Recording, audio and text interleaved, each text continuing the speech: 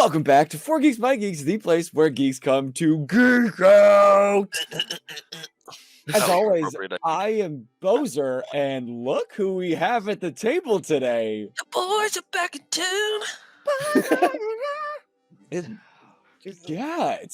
It's this ragtag ensemble.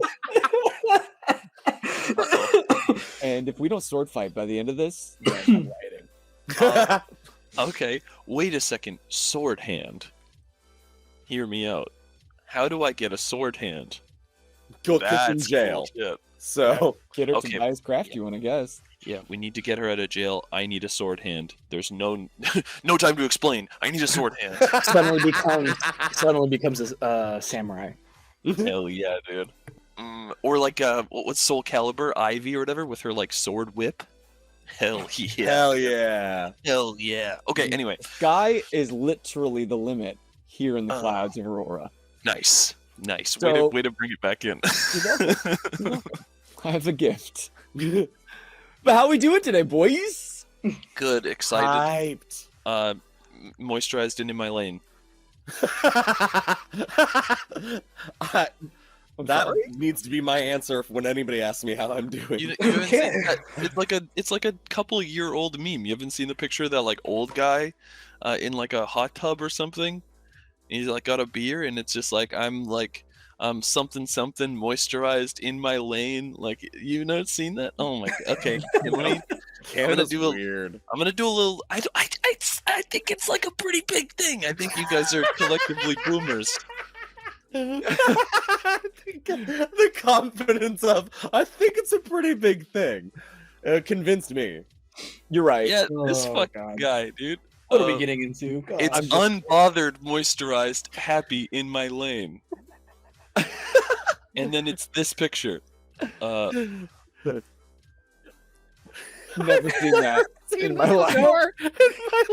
Guys, you gotta get into some memes.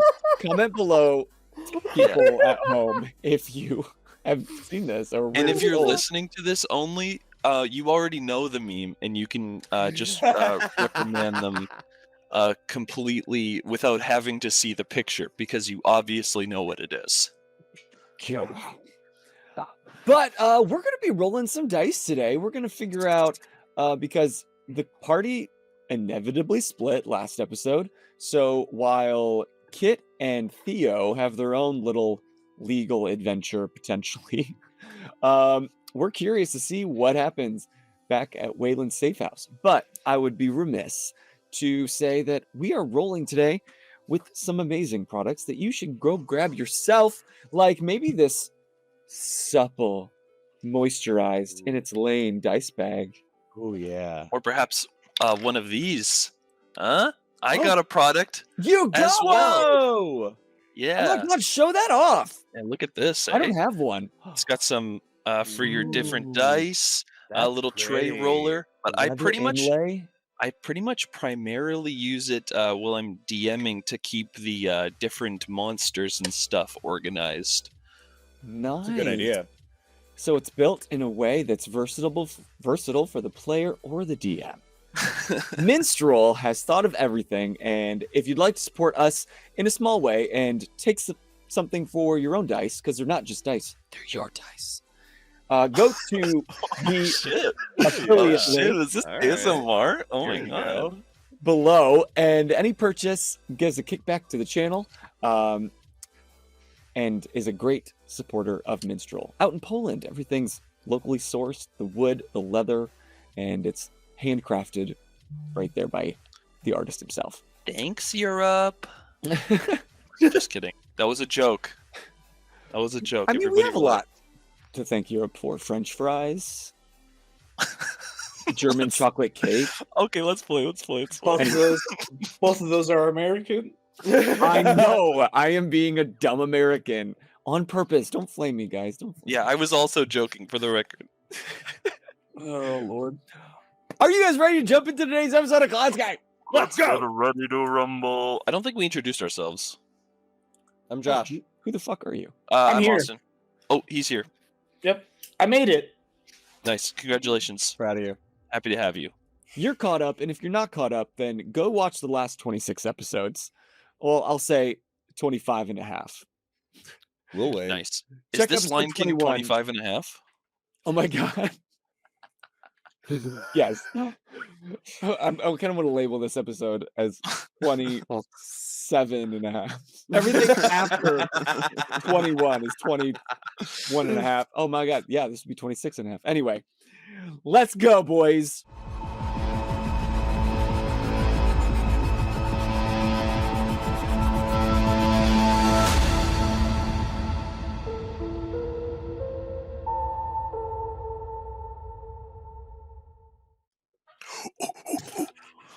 Previously on Cloudscape, the crew somehow got Kit out of that terrible situation she found herself in at the Institute of Progress with that horrible accident.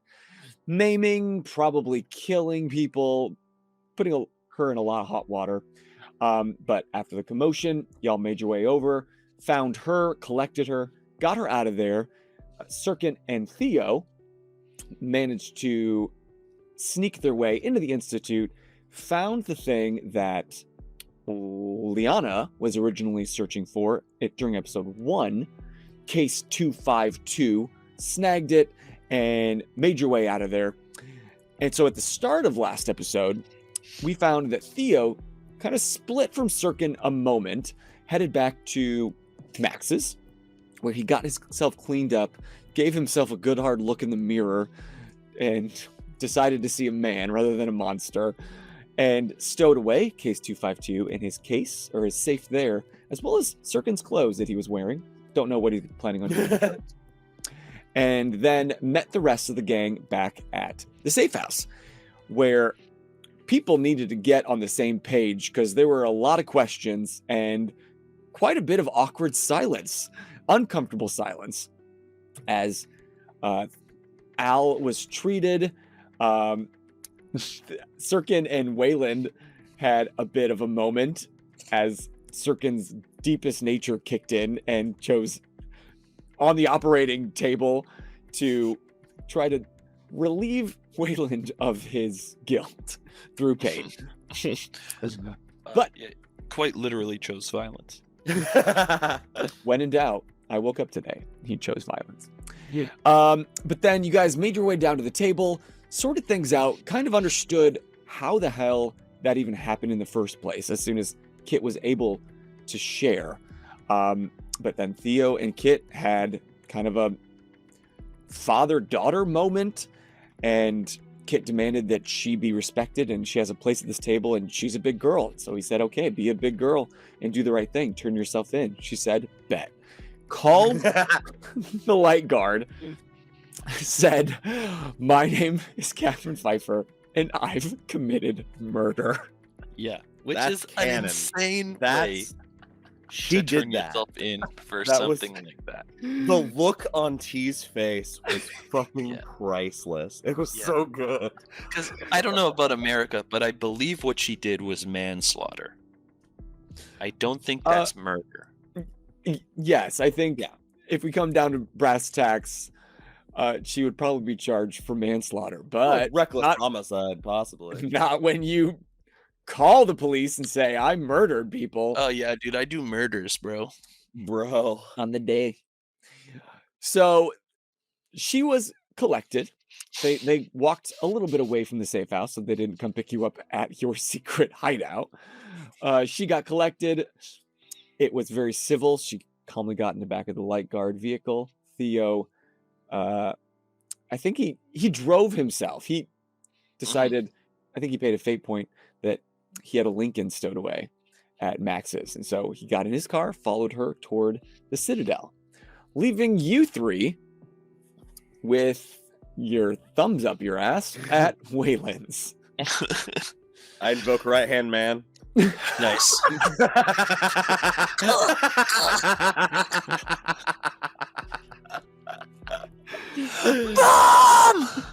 So, I don't know if there's any conversations that you would like to have or anything significant you would like to do before day's end at that moment. I think if I remember like the vibe of the room, like Syrkon was kind of still giving kind of predatory, like could potentially hurt Al vibes. So I was kind of like firmly sitting myself in the center of it. And I'd like talked to Al about like, with all this stuff going on, maybe it's time that we kind of rooted out some of the corruption that was going on in our own backyard. Amazing speech, by the way, last episode. Yeah. Thanks. It's completely off the dome too. I don't know how I managed to do that. I bow to your DM prowess. No, I did write it down. I'm not like that. Though I just love anytime any of you take the forethought to prepare, even a moment has been like almost brings a tear to my eye as the GM. My God, they care. Just you wait. Just you wait till I play the BBEG of the courtroom. All right. I can't help it. I'm gonna come out swinging. But that's later. Today is here, and now in the safe house. Yeah. So I think. What time was it roughly? Was it like sundown or? No, it was. Well, it was evening when the incident at the Institute happened. That was basically sundown. So since then, and you had spent a number of, probably a couple hours assisting the cleanup and helping people and triage, and then with Syrkon and Theo's adventure into the Institute, that took some time. So it's proper night. Yeah, it's okay. It's becoming toward the wee hours, probably 10, 11. Okay, cool. Then I guess I'll just turn to Al again and be like, but for now we should probably get some shut eye. I wholeheartedly agree. It's been one hell of a day, and we're not gonna be. That we gotta have to sit on our hands right now. We can talk about stuff tomorrow. For sure. How do you feel, Syrkon? You turn to look at Syrkon, and he's standing on his chair and jumping off and trying to stop himself from like. Oh, he's practicing flying. Oh God, I forgot about that. I'm practicing slow falling. That's what I'm practicing. It's not flying; it's falling with style. And so it's it hits the ground and looks and realizes you just caught him doing it. Like a toddler. Yeah. You tuck your hands under the cape like this. Oh no. I think that's the right call. And do Call I have it a to night. do I have to worry about you getting retribution in the wee hours? After hearing about Al's entrance into the Institute, I think he's paid enough of a price. Good. Well then, let's get some shut-eye. And can we roleplay our dreams for the next 2 hours? Yeah. You slum. Plot twist. Fade in. Max's. Why am I here?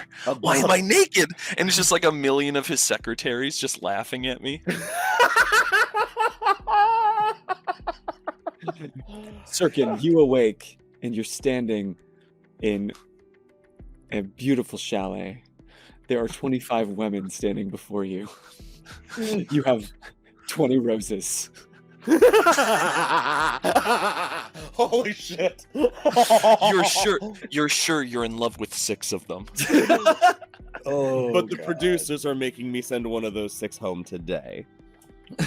Damn. The ratings have gotten low. For the drama, it's all for the drama. He's a very passionate producer. I know too much behind the scenes about how some of those shows work. Yeah, I don't want to know. I don't want to know. Tell me after the episode. Yes. Okay, so yeah, I dream that I'm naked at Max's and there's a million secretaries laughing at me because I broke the phones. And so Wayland wakes up in a cold sweat at like 2 a.m. It's just a dream. It's just a dream. and I fall What back kind asleep. of sleeping arrangements are here at the safe house? It's mostly just like bedrolls on a big concrete floor.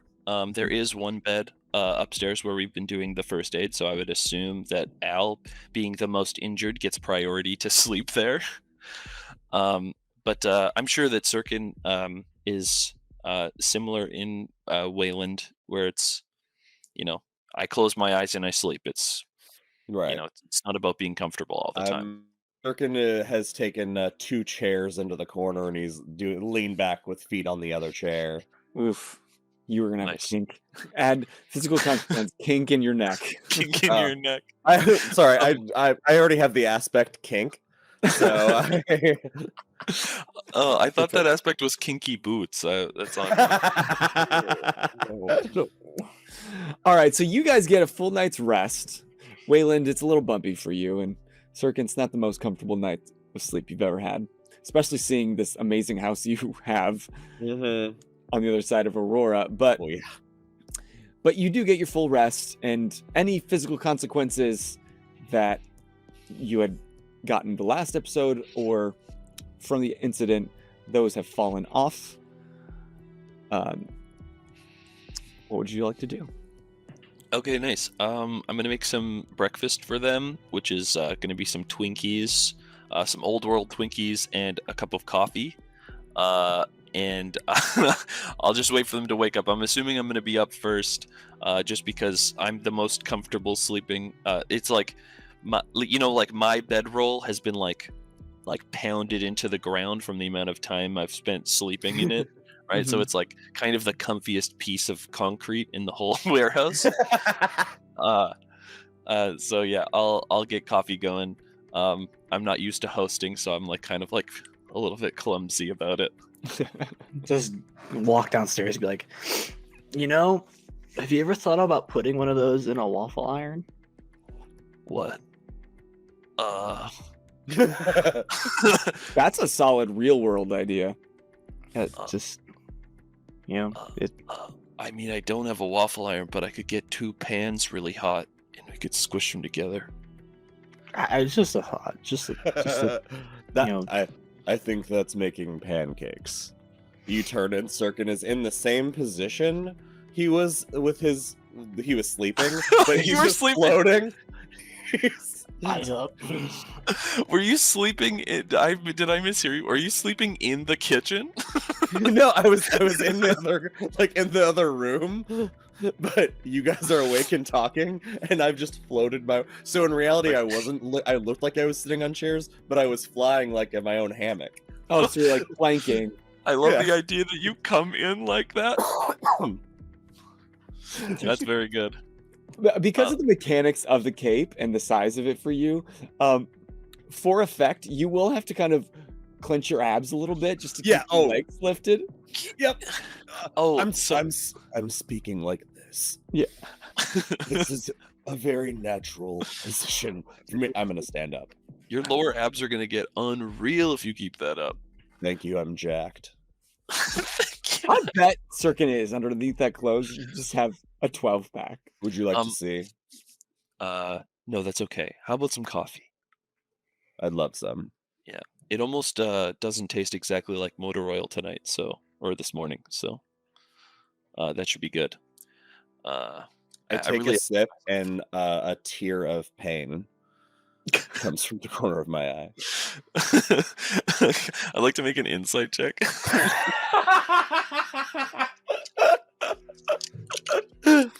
No, you liked it that much? Are you fucking kidding me, dude? This is where I roll 3 6s.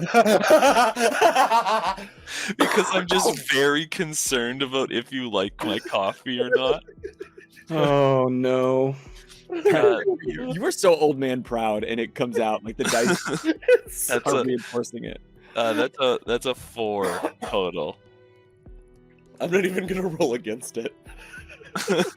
Wayland goes, yeah, we can go get some drive-through or something. we can get some drive-through if you guys want. I'll bring you some from my home. Cool. Yeah, that's sick. Awesome. I just imagine the coffee pot. It's not like a coffee pot. It's just like the old school giant, like, shitty coffee machine that you're using still, and Syrkon's got like, oh, I hand those. And I have My a pour coffee over setup every at my morning. house looks like the still setup from MASH. Oh, Just beakers. It's Guy's a chemistry. Guy's a goddamn chemist. Yes. Okay, cool. So I reckon then what we'll do is, yeah, we'll go we'll go to like a diner. I think Wayland got the message, and before Al even takes a sip, he just goes, "Yeah, we'll go out. Let's go get some. maybe not. Yeah, let's just go get some food." Like, I'm like about to drink. He's just like, Yeah, exactly. Just like, yeah, no, it just lowers your hand. it's fine. Um, It's fine. But yeah, I guess let's make our way to some kind of diner or something where we can kind of discuss our plans, subtly while getting some actual nutrients in us. As we're like walking through the area outside of like where your safe house is, Syrkon's looking around. First time he's really taking a look at where we are in the daylight without having to run immediately to hide. Mm-hmm. Did the Reach do much work out in this area in your time? Well, the Reach was a lot more humble in its beginnings. We would just provide labor at first. So yeah, we worked out here a lot, just subcontracting boys that needed money, and as we got contracts that were more and more advanced, so too became our methods. I really feel like this got out of hand. This was really not the way I saw our impact in the community. Maybe we should have just stick with lifting heavy things and walking back and forth. Maybe that's all we were meant to do. As you guys are walking, Wayland, I would imagine that in your hiding, you probably knew of a place that had a solid breakfast, but was pretty low key. They didn't tend to ask many questions, and it's not too far from your safe house, but it is kind of in the outskirts. It's not like in the mix of downtown. It's in the Iron Corners district, but it's kind of like this weirdly freestanding diner that a lot of the workers might stop by before they went to their shift. So it looks like it's alone in a parking lot. Hank's place. You gotta love it here. Yeah, the pancakes here are almost like, I would say they're like 20% sawdust, which is crazy, for the amount of sawdust you typically Remarkably get in a flapjack. low. Yeah. Yeah, Hank's place is I can't even remember what it's called. The sign's been down for years. I just know the owner's name is Hank. Maybe I should ask him what it's called one of these days. We turn the corner and there's a new sign that says Hank's Place right on the side. A tier forest. He did it. He God. did it. I can't believe it. I thought he was struggling to keep the lights on. This guy's got a sign now. Wayland falls to his knees. Just kidding. Okay. Yeah. We'll just press inside, I guess, and find a corner table. Yeah, and it's a pretty small place. It's almost reckoned to like those old metal trailers, that you think of when you think of a diner. From Yeah. It was almost modeled after that from some old world historical picture.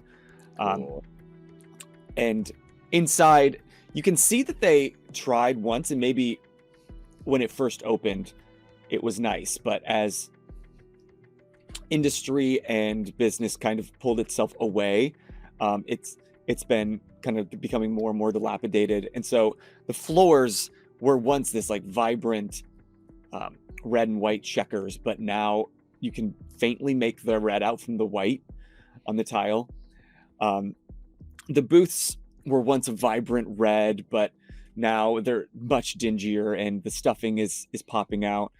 It's got a line of booths against the windows on one side, and then the kind of diner bar on the other, with a small kitchen in the back. And as soon as you walk in, you are met with a waft of the smell of grilled potatoes on a skillet. And it's like the same skillet, that Hank's been using since it opened.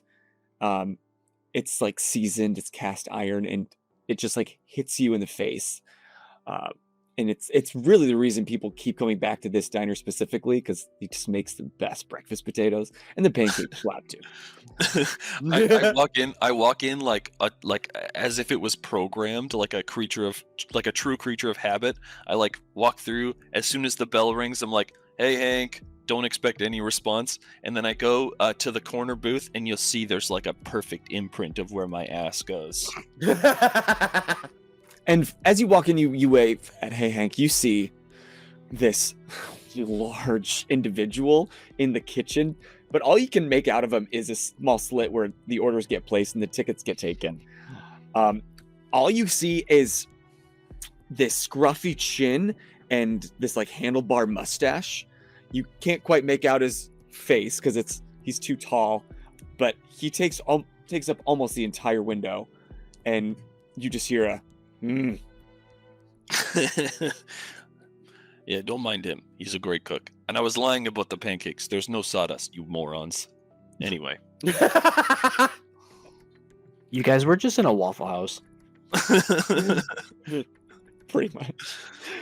So as you sit down, Hank exits the kitchen, and at his full breadth, he almost brushes against the bar stools and the booths simultaneously as he's passing down the aisle. And as he gets closer, you do feel the trailer rock just a little bit. And he just stands there, and he opens up a pad, and he just looks at each of you. Usual for me, Hank, thanks. And what do you guys want? Can I just have 4 eggs and a pancake, please? He writes it down, looks at you, Syrkon. Do you make crepes? You'll have the pancakes, Hank. Thank you. He just stares at you until you give him an order that he will actually make. And now that you can see his face, you see this like really kind of furrowed brow. His eyes are a little bit yellow around the pupil. It's tiny beady eyes, and this baldish head with just like a little bit of scruff on top. And he's got this wide white shirt with stains all over it, and a white apron with even more stains on it. Yeah, he just stares at you. Hash browns bathed in ketchup. Writes it down. And he like gestures at the coffee pot. Yes, a round of coffee for sure. My Thank you, stomach Hank. drops. My stomach drops. It's much better than the poison I fed you. Trust me. I'm sorry. I genuinely am sorry that I did that to you. I guess I'm used to it. Oh. And he lumbers away towards the bar. It's alarming what one can get used to. I don't know why, but while I'm in Hank's place, I just want to throw in a New York accent. I don't know why. I'm in Hank's place. I just want to start talking like this. I don't know why.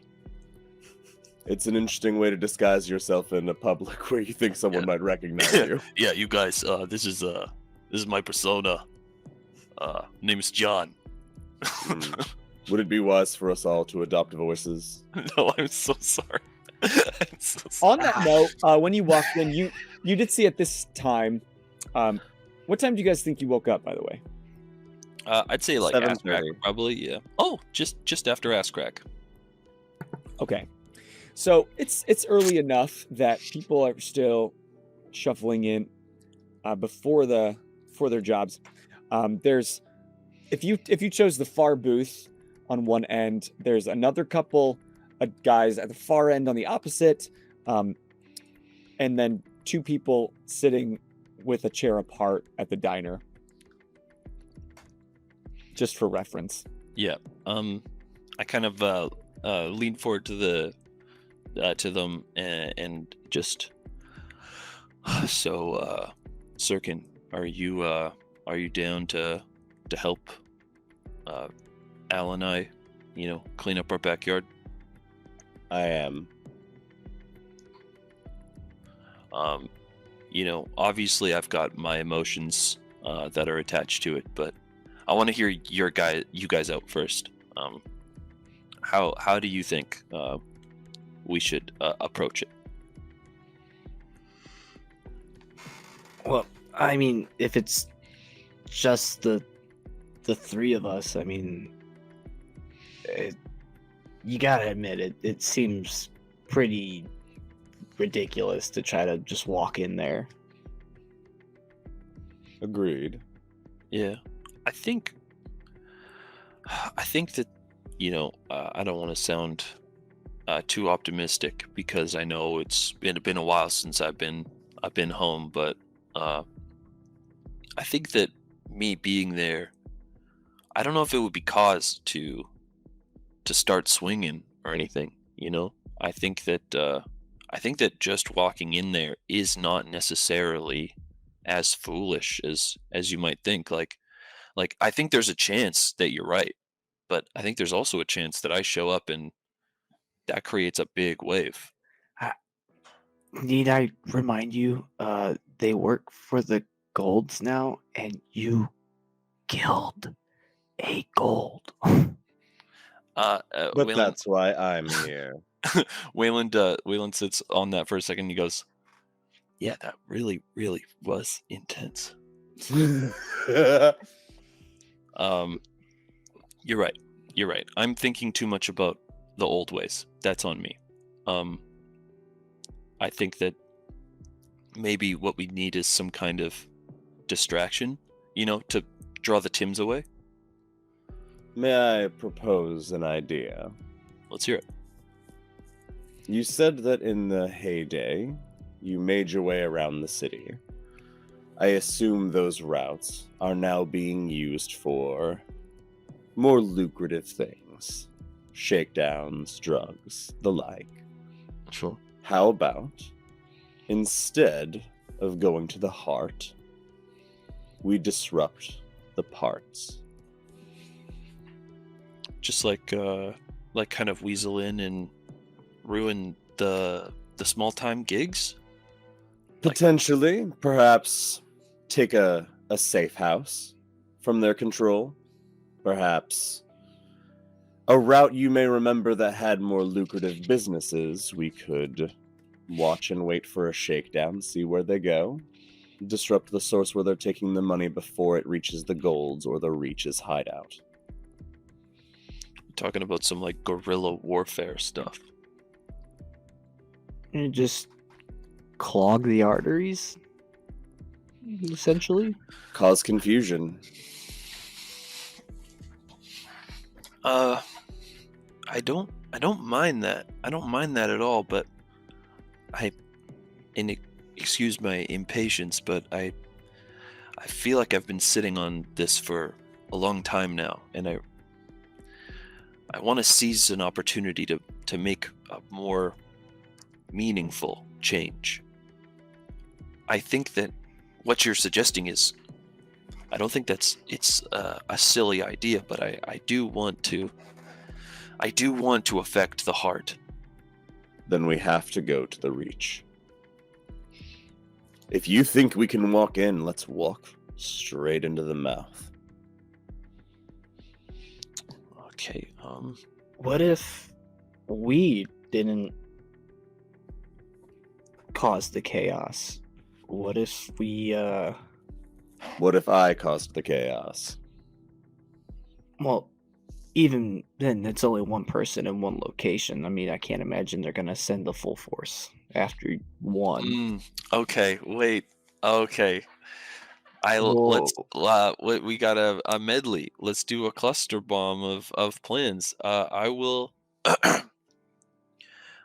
Wayland starts getting a napkin out, and he starts writing like a map with the Sigurd's Reach thing being like the epicenter of the building, and like so these are like the A routes, these are the B routes, and then they get less important from here, as far as like the high-ranking kind of jobs. So like if you, Al, and you, Syrkon, start hitting these smaller routes, start causing issues, start pulling more blood from the heart, maybe I do just sneak in there and I give that boy a good spanking when he doesn't have anybody around to watch him. Syrkon smiles so big. At that moment, you feel the trailer start to rock as Hank is headed back to the table. He's got in his massive hands 2 coffee cups in one in the other, and he kind of just plops them down. They spill a little bit. And he reaches in his back pocket, grabs a handful of cream and sugar. Thank you, Hank. I love how you keep that warm for me. It's really nice. I start pouring the warm cream into my. And then he lumbers back towards the kitchen. That guy really knows how to run a business, you guys. I couldn't commend him more. Yeah, seems real friendly and talkative. Yeah, that's what I like, you know? No small talk. He says, here's exactly what you ordered, exactly the way you want it, exactly at the time you want it. I'm on board. I think that Wayland definitely is autistic. Hearing Wayland talk about him that way, Syrkon likes the cook now. He was off by him, but he's like, you know what? Yeah. Good qualities. He's quite literally a paladin of breakfast. Here in the middle of this diner, in plain sight, I reach into my jacket and I pull out my gun. And I put it on the table in front of Al. You might need this for a little while longer. I'm like, I don't know if I want to reach like, for it, or if you he's gonna don't know. stab you with a fork, you know? Like, I grip my fork. Yeah. You do that, and Wayland takes his metal hand out and sweeps it closer to Al. If you're gonna stab something, I think then I would be the harder target to stab. Thank you. I'll make sure to return this to you. Appreciated. But do you guys feel comfortable with that? Do you guys feel comfortable taking out a few of the thugs that I probably never even met? Maybe a couple of the higher rank, no killing, the cowboys in here, so we can do things smart. I think this could work for sure. Have you thought about maybe enlisting the help of some of our closer, not allies, but I'm sure the knights wouldn't mind less pressure. I want to keep the bloodshed to a minimum. I think that right now the strongest we could possibly be against the Golds would to not pit the Knights and the Reach against each other. I want to unite them. So I don't want to start it off with conflict, if that makes sense to you. No, We'll keep the Knights in the dark for now. Yeah. We don't know how this will turn out. Oh, did you mean to say that? That's so fucking good that you said that. This is no joke. This is no laughing matter. The Knights will be kept in the dark.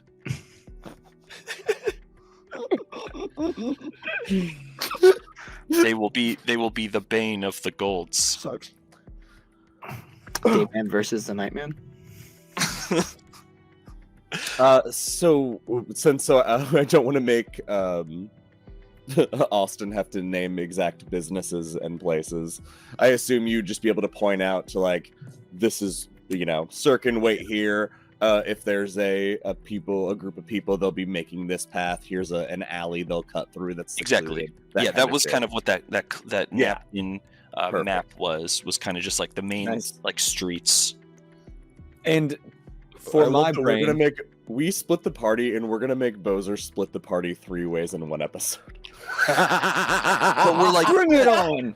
but here's the thing. We are split as a unit. You know what I mean? We're not Guerrilla split. warfare, baby. Exactly. We're not split like we're doing different things. We're doing Right. one thing in different locations. I think that doesn't count as splitting the party narratively. Yeah, that's true. So for my brain, that map that you drew, primarily where in the city, like which districts? Oh, like Are I we said, looking like the center of the napkin was the Reach building, The hotel. and then it was the streets and stuff, alleys that like spiral Sort of. out. Yeah. Which district is the Reach in? Remind me. It's kind of on the cusp of Iron Corners and the Prism District. Okay, because it's not that far from Theo's, actually, because Not Theo's too is far. also on the corner. But On it the is- edge. It is further out towards the edge of the city because they thought once there would be more traveling between Sure. cities. Yeah, and it's so on the it'd be an same easy stop. it's on the same longitude, but it's Cool. like a vastly different latitude. It's So almost I believe. like that Holiday Express that's off the highway. Yes. Yeah, Okay. Yeah. Nicer and grander, or at least it once was. Then I think where we'd best be suited is for Al to take a group in the Prism District, since he's faster in that tight space, and then have me take an area in the Iron Corners. I just thought of some cool ninja shit that Syrkon can do. Yo, what if you like hid like not like in a garbage can or something, but you just like hid in like a dark kind of corner and Mhm. you like Jedi mind tricked someone to like beat up their friend. Well, somebody read my mind a little bit. Wayland has push too. Wow. That's crazy. Anyway, sorry. Sorry about that. I was just No, Once again, the trailer starts to rock, and you see Hank without a tray. He's just holding all the plates balanced in his hands. Wayland goes, careful, those are hot. To those guys. One of which is like a skillet. Holy fuck. And he just slides the two across, like landing directly where they should be. The other to the person. By the way, I'm curious, who sat next to who? I Who sat doubled up? alone. Those two sat next to each other. Okay. Yeah, there's no way. There's no way. I'm saying- No way. That's exactly what I had in my Yeah. mind. But so yeah, he slides Wayland and Al, and then Syrkon. Seeing this demonstration of power, Syrkon looks up to Hank. You are remarkable. And he Oh. looks straight in your eyes. And then after a moment, Farts. you see that handlebar mustache.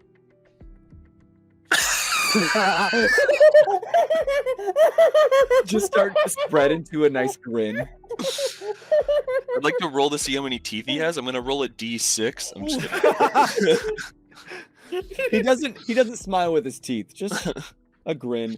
But in a similar way to Syrkon, the Awesome. smile stops just before it hits his eyes. Nice. And he just nods, grunts, and lumbers away. And unlike everything else in this restaurant that seems like dilapidated, seems not taken care of, even the coffee, while better than Wayland's, isn't great. This food smells remarkable. It smells seasoned.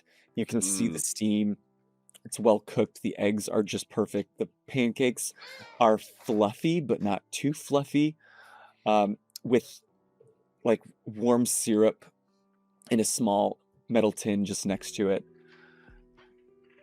And you all gain the benefits of Hero's Feast. Nice. Wow, my HP just went up. I don't even have HP, but And I have advantage on wisdom saves. my physical stress went up to 7. I'm so full.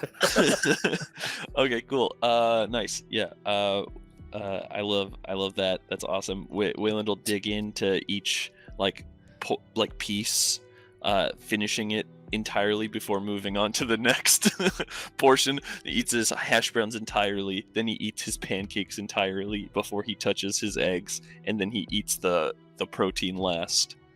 The sausages, he eats that last, and he goes, "Man, that was amazing." He looks up and nobody's even touched their food yet. You watch Al take. I'm still cutting my sausage. You watch Al take eggs and put it on top of the pancake and roll it into a taco. Oh, Wayland elbows you and goes, "Nice." Mouth full of food. Elbow to elbow, like. So, Syrkon pushes his plate away. Well, without skipping a beat, Wayland just like prison style scoops it.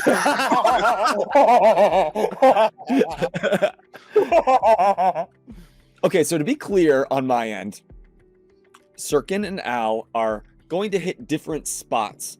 And are these like points where product is moved and brought to the headquarters, or are you just trying to rough up some goons? I think like from like my description was like it's up to their it's their discretion like what they do when they get there.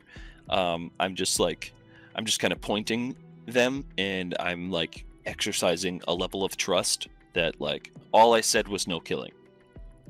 Right? Yep. So whatever they want to do, they can do. If they want to steal merchandise and run away, if they just want to beat people up and leave a scene, they could call the light guard for all I care. They're gonna handle it in their way.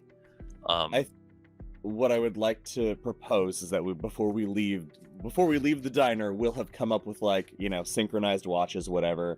We will find our targets, scout them, and at like an appointed time, we have plans to attack, and then 5 minutes after that is your green, or whatever. As soon as the signal goes off, You can page me.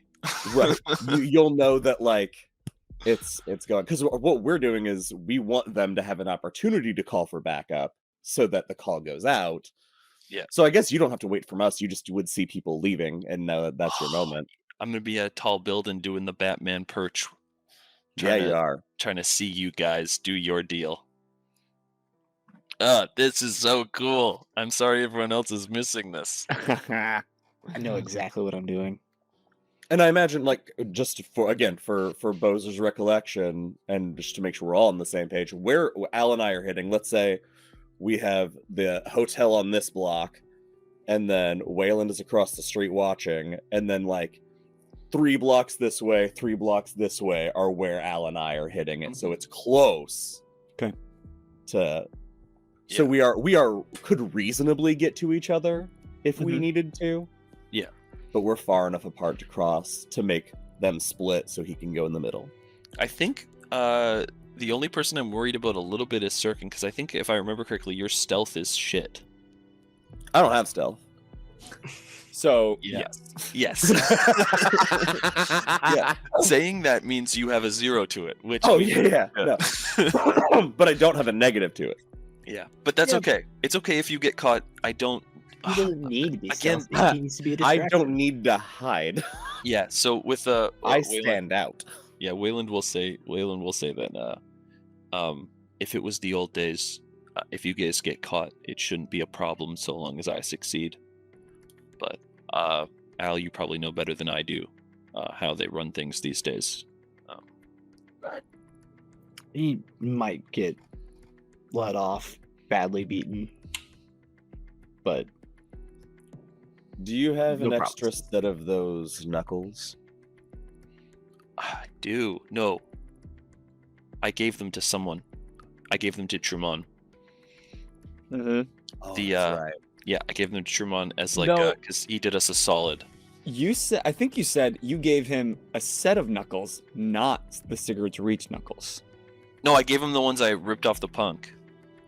but not your own. Not mine, no. Oh, okay. I misunderstood. Okay, so they were. I was like, wow, you got a lot of random brass knuckles. No, I just Yeah. I just got the kids Okay. that I gave to Truman. But yeah, no, I still have mine. Do you need them? I Sir- need something metal for my hands. I I take the fork and knife from the table and I just put them up my sleeves. I'm trying to think. Wayland would probably really be upset if you fucked over. You know what? No, I won't do that. Yeah. No, okay. it's fine. You do that, and Wayland's response is by taking every last penny out of his pocket and putting it on the table as a tip. I've never rolled resources. I have a +0 to it. Yeah, I'd like you to roll. I'd like you all to roll resources, because as Hank is lumbering back, he pops a bill on the I table. rolled Are- 4 negatives. Guys, I'm this not is in my own clothes. this is the Wait, fifth. I am. I've rolled 5 6s so far. Oh my god. I'm gonna fucking die. I'm gonna get killed by my godson. Syrkon reaches for his wallet and rolled a -4. He left his I'd wallet. He left his wallet at Wayland's on I accident. have a +0 to it, and I Fuck. got a 2. So 2 and 2. I mean, My this place bad. isn't expensive, but he pops the bill and he just like sits down and he's looking at Wayland with just a glint of a smile. Al looks at Syrkon and, oh, you ate the food. Okay, I thought you were gonna see a plate full of food. So you guys scrap enough change together to pay, and he just kind of grabs it, gives you a nod, and lumbers back towards the kitchen. delicious as always, Hank. Thank you very much. Celebrate. God, I would love to see him fight one day. So would I. Okay, cool. You guys feel comfortable with what you have to do? Let's go. I have a plans. Yeah. Okay, so let's do this in 3 scenes. Al, you are headed towards a small little storehouse. It's kind of like a small, I don't know, storage space connected to a business. It's not a warehouse at all, but from what Wayland explained, it's a point where things are brought to, so then those are taken straight to the headquarters rather than things being directly transported to the headquarters, just as a layer of security. Mhm. How are you getting there? My wonderful hoverboard. No. Nice. So it doesn't take you long. You kind of skid off towards more of the downtown. As you're getting closer to it, the more businesses are arising, and you're seeing more people around, more traffic on the streets and on the sidewalks.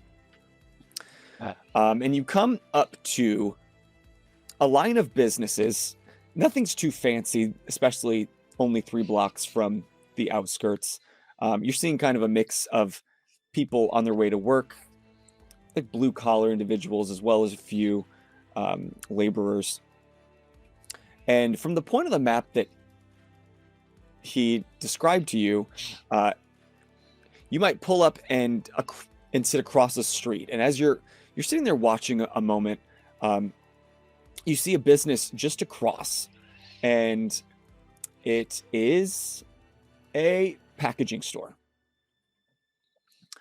But it's kind of small, and just next to it, it's got a sliding garage door. And you wait for a little while to try to see movement, try to scope it out. Roll a perception. Deal. And would I be somewhat familiar with this because I was part of the Reach? Yeah.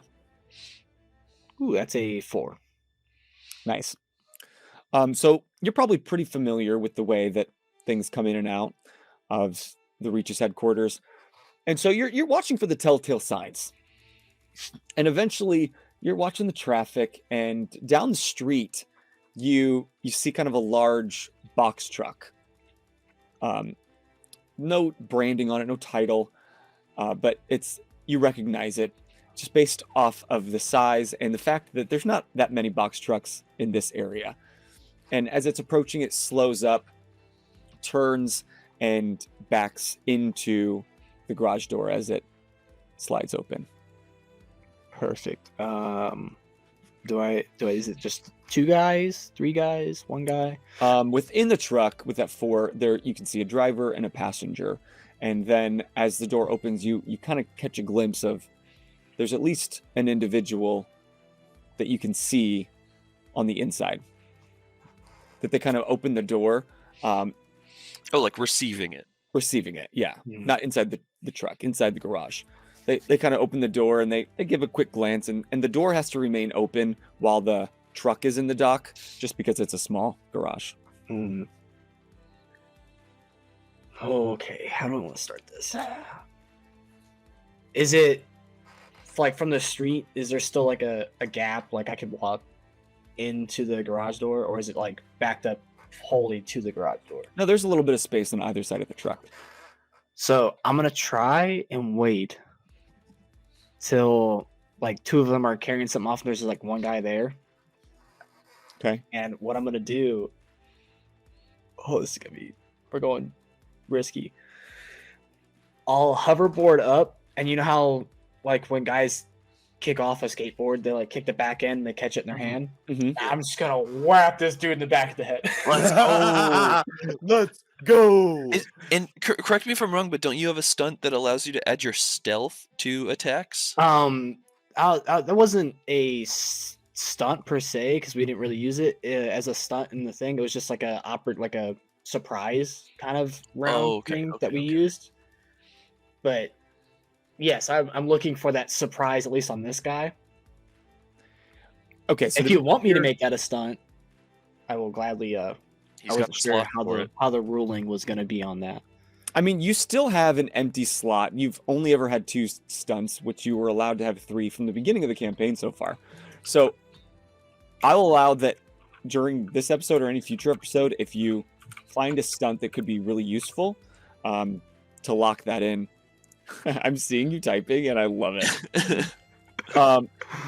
But just to be clear, you hoverboard across the street and you enter the garage and you're taking out who? So like as like 2 guys are like carrying something off, and there's like the 1 guy looking out. I want to go for that 1 guy that's like looking out, like from an angle where he's not like looking at me. Like say he's like facing, like he's like outside the truck, like looking in and out. Mm-hmm. I just want to like roll up behind him and just whap.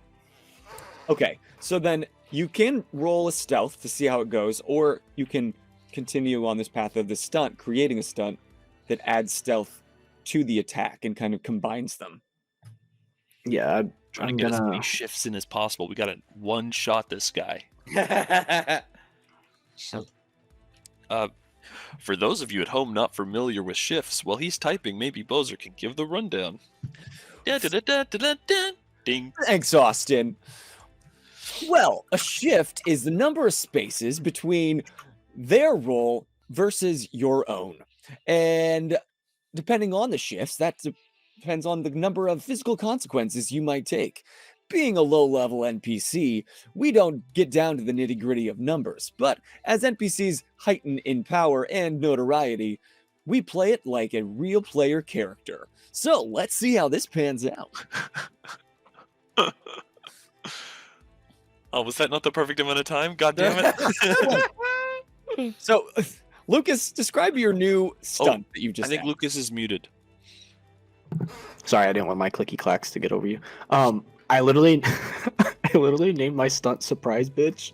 Nice. Surprise, bitch. And yeah, I effectively just have it add my stealth to an attack when applicable.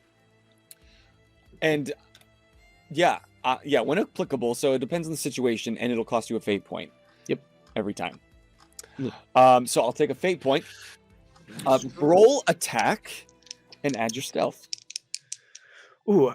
Okay, yeah. So I'm just adding stealth to my fight roll. Yes. Yep. Okay. That's a good thing. So that is a 4. A 4. Well, he rolled 3 negatives. Mind you, my stealth is 3. My fight is bad.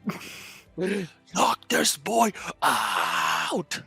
So as he's looking just at the other side, like you caught him just as he was turning, and at the last second he hears that kick up and turns, and you slam him, and you see multiple teeth, and his eyes roll back in one moment, and the lights go out. Little Octaruses are floating over his head. Yeah. So now that you're in this garage, let me quite quickly describe what you're looking at. Okay.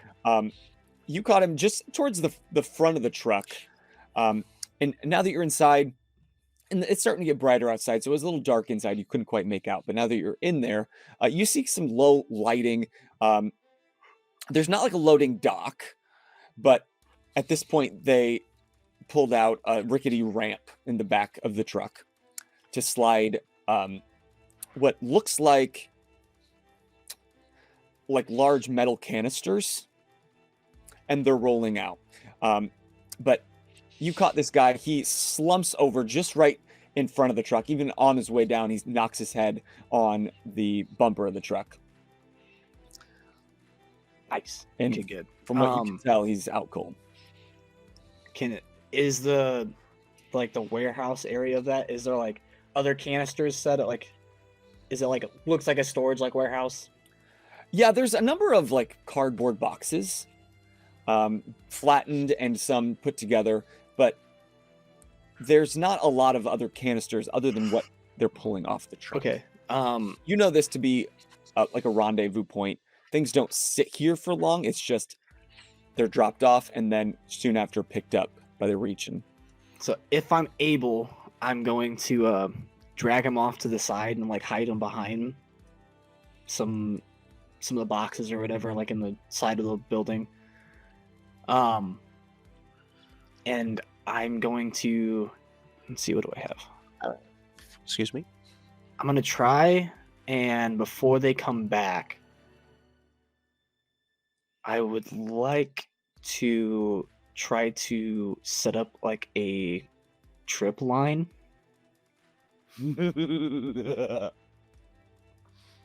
Okay. And specifically, specifically, I'm gonna try and take some like just wire or anything like that, like some scrap that was around. Even like a thin rope, or like how like garage doors have the like thin metal lines. Mm-hmm.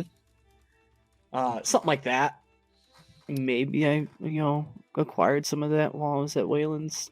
If you want me to roll, I'm trying to justify how I got Is it. this a resource roll? Yeah, so that's I'm trying to Sounds like a justify it by resource making a resource roll. roll to see if I have it or not. Okay, I'll give you 3 options because you gave me 3 options. Okay. A, you can investigate and look around and find some.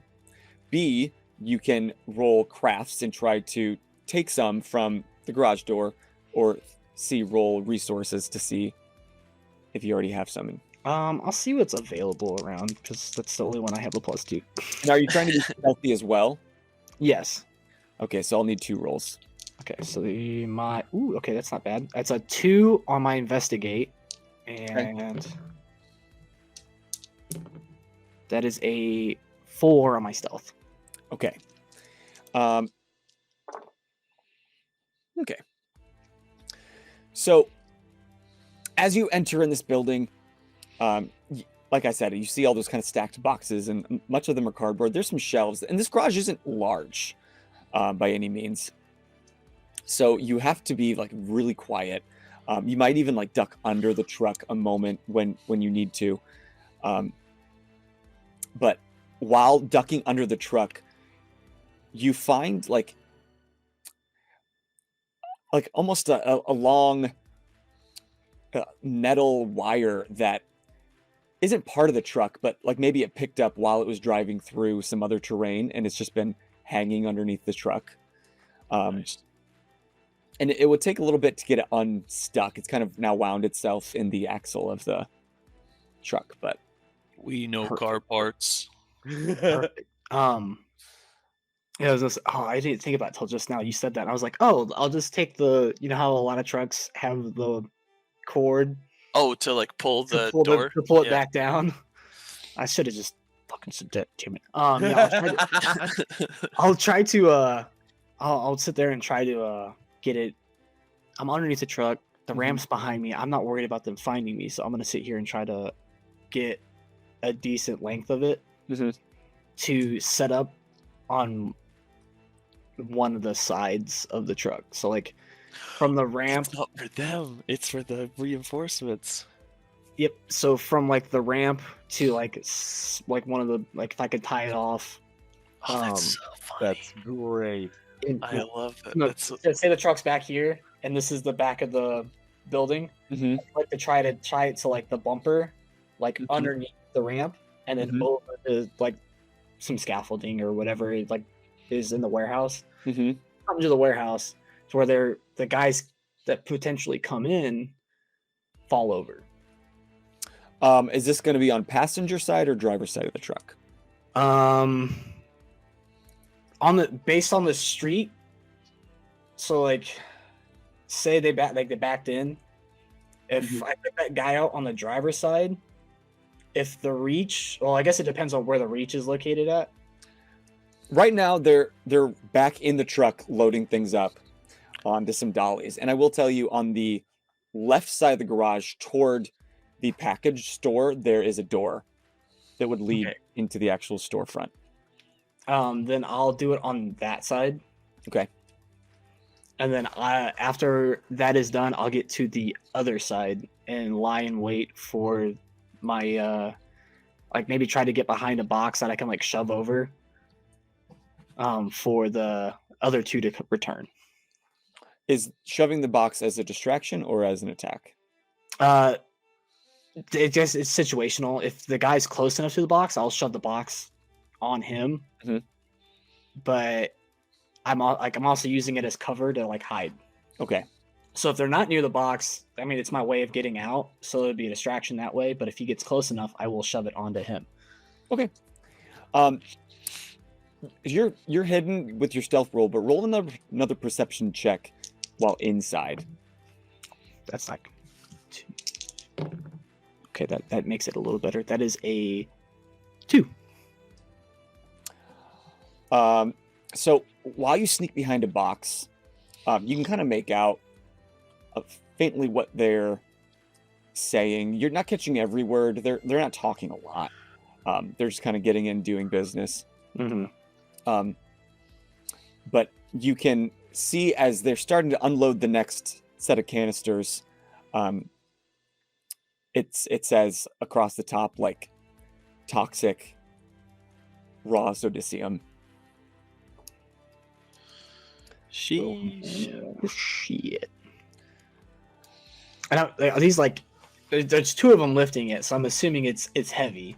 Well, it's heavy. They're on like appliance dollies almost. Yeah, big dollies. So they're not lifting it with the raw strength. They have mechanical advantage. They're rolling it down, and there's 2 dollies. So they're both in the truck. They each got a canister while you were underneath setting up the tripwire, coming back under like behind the boxes. All right. And they start to roll towards like the back of the garage. They're just kind of lining it up. There's 4 lined up. They're bringing 2 more.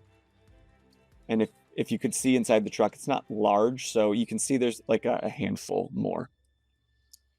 And the guy is in the truck unconscious, so they're going to find him eventually? He's in front of the truck. Yep, he's outside. Outside. Okay. But then you pulled him off to the side. And yeah, there's some other cardboard boxes. A lot of these boxes don't look like they are like full of things.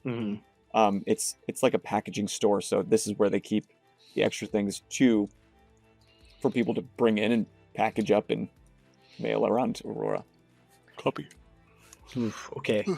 On their on a trip that they're loaded and they're coming by me, I'll like upturn. I'm assuming like is this the box in front of me just full of like smaller parcels? Yeah, it's strangely light. Like if you were to touch a little bit, it's strangely light.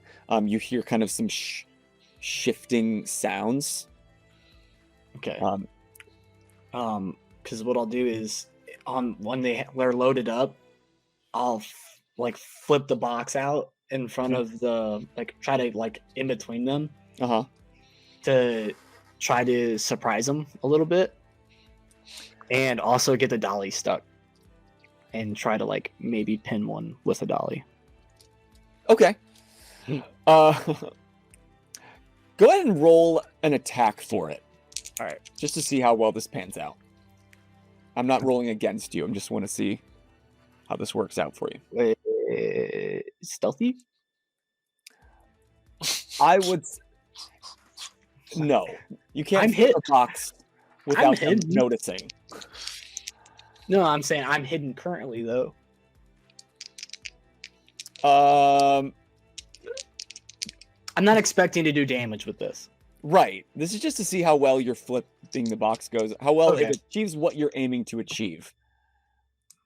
So 1. So that's a 4. Okay, you're out of focus, by the way, buddy. Oh, come on, camera. Oh, Work with me, camera. So as you flip this box, like I said, it's strangely light, and you either think you're super strong or this box is too light for it's about like your height, and so it's a good place to hide behind. But as you flip it, the top kind of was open, and packing peanuts go flying.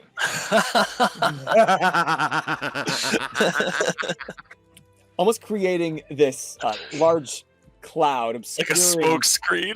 that's amazing. of packing peanuts. And as the first guy gets by you, you flip it, and the box kind of spins in the air a little bit, packing peanuts everywhere, and it flips just in front of the second dolly, which catches this guy off guard.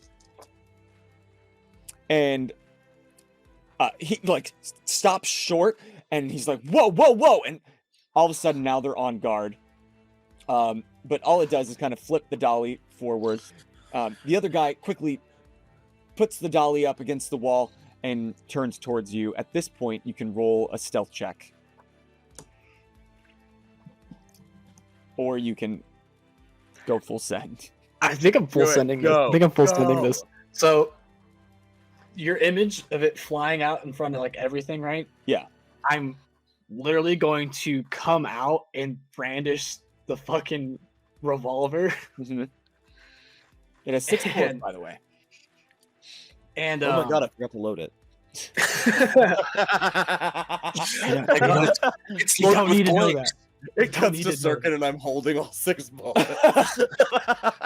Syrkon goes to pay for his food. He's just, It's just fine, pulling it's bullets and bullets out. No. It's fine because I have the Tim gun too. So I'm actually gonna like packing peanuts are flying slow mo.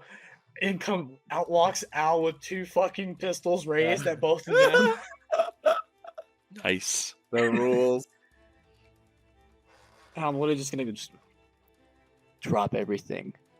This is now mine. Roll connection.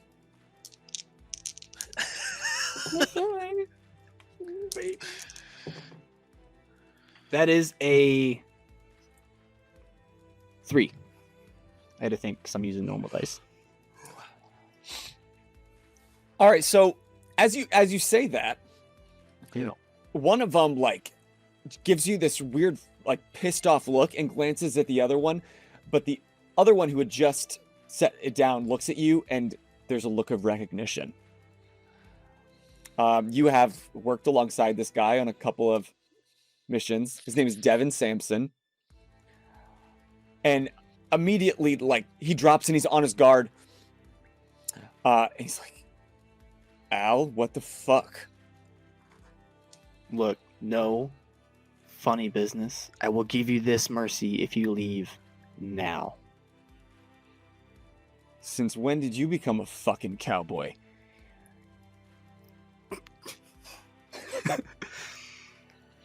Since the Reach started being fucking what it is today, I can't know. No more. The Golds are poisoning this organization. Roll charisma.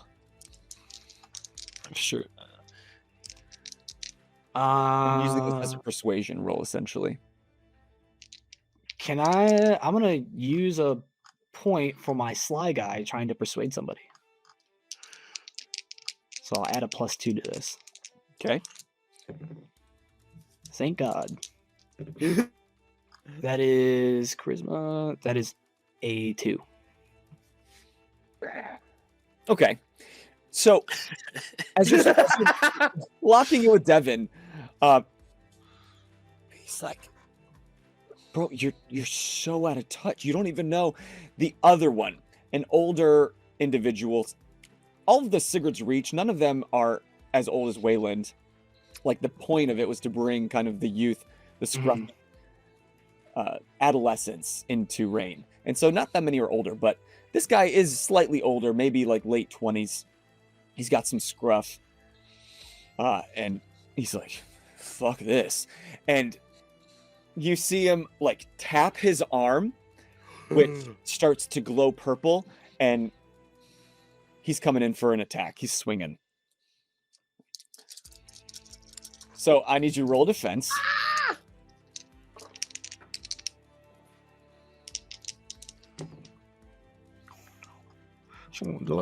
Uh-oh. And you can use lots of things to defend. You can use fight to defend. You can use anything that would work in context. Yeah, except you probably shouldn't use contacts or deception or vehicle. I was gonna use empathy. I'm gonna. Oh god, I'm really blowing my wad. It's saying you can use stealth for defense on here. You can. Is that like an acrobatics save kind of thing? I'll tell you in a second. You can use this to foil notice attempts to pinpoint you or seek you out, as well as try to throw off the scent. So, Yeah. I think Okay, you so should you load can't. on He's swinging. on his. I am going to unfortunately have to use another fate point because I don't want to get wrecked by this. I'm gonna use Fleet of Foot and Mind There you go. there we go. to re-roll. Okay, that's much better. What's the best? My fight. That'd be a 3 for fight. Okay. So while you're pretty quick, this guy, you weren't quite expecting it, and he takes one hand, like pulls down the gun pointed at him, and just clocks you in the stomach. And it hits a little harder. You rolled a 3. He also rolled a 3, but he gets that +1 with the power band. So that's the only difference that it made. And he clocks you in the stomach. So take 1 shift of physical stress. All right. And the wind just gets knocked out of you. With 2-on-1's a dicey situation. You got it though.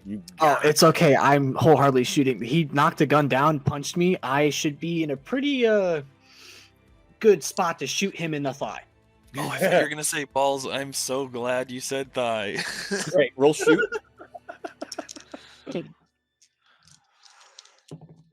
Oh baby, that is a. Oh damn it! It's only a 3. 3 hits. He gets you good, and he's looking pretty confident. And as you you swing that other arm around, shoot him right in the thigh. So now there has been a large bang inside a This garage. is kind of what we want, though. This is Yep. kind of what we want. We needed it. Make noise. And he immediately, oh, fuck! And he looks up at you with rage. at this point, Devin is coming up behind you. He taps his forearm like the other one did. It starts to glow purple, and he's coming in almost to like pound the back of your skull. You can roll defense. You can roll fight too, or you can roll athletics. You can roll. Oh, I can roll athletics? Fuck, I should have rolled athletics. Damn it, I forgot. Dodge, man. Oh, it's a 5. Nice. So he comes swinging, but you're onto him, and you back up. He completely whiffs it.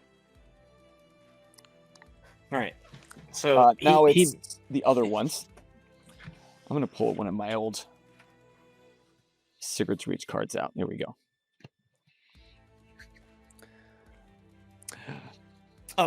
So now he's got a wound in his thigh, which is an aspect now that anybody can use. So you can invoke that to give yourself an advantage. For free, that's right. As long as you tell me how you use it. Well, just to set the scene, I'm literally backing up almost to the wall so they can't get around me, and I'm still holding them both at gunpoint. Okay. He's going to kind of pivot onto his good leg and just like launch himself towards you to attempt to grapple you. Oh, I really want him to run right face first in this fucking wall. Go ahead and roll defense.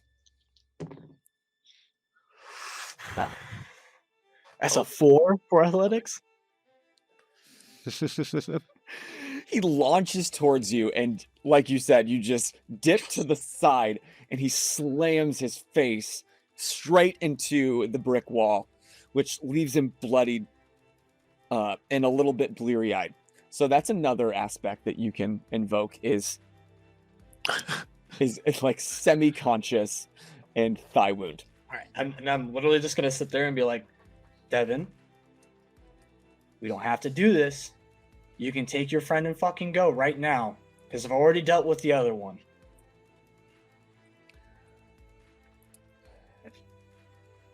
We don't have to do it. You have no idea what you just fucked with. And at that moment, the door to the package door swings open, and you see this kid in a brown polo, like wide-eyed. What the fuck? Deuce, call the light guard. And Devin's like, no, not the fucking light guard, you idiot. Call backup. Backup. And he just like squirrels out of the doorway. Are you making an attack? I don't think I'm not trying to shoot Devin. So I'm just gonna keep trying to skirt and keep my distance. Can I make a suggestion? Is that okay, or is that too metagaming? Depends what it is. I was gonna say, why don't you shoot one of the barrels of Zodicium and just run? Well, it's funny you mentioned that, because I was debating on whether or not how I was gonna get out of here, but in my mind, they're effectively blocking me off from where I think I want to go. So I'm skirting the room, and I'm making my way to do something of the sorts. You could wallbang the fucking truck. Just fire at the canisters in the truck through the box. Anyway, sorry. So what I want to do, since the one is barely conscious on the fucking ground, I'll stow the one gun, and Which gun? The Tim gun. Okay. I'll keep the revolver. I'll keep Big Iron on my hip. Off my hip. With his big iron on his hip. And I had mentioned that my backpack has like the slot for my hoverboard. Yep. What I want to do is like keep my distance, skirt out, and then like yank it out, toss it, jump on it. And then I want to, because it's a hoverboard, I want to go above my tripwire Nice. and try to Nice. get out.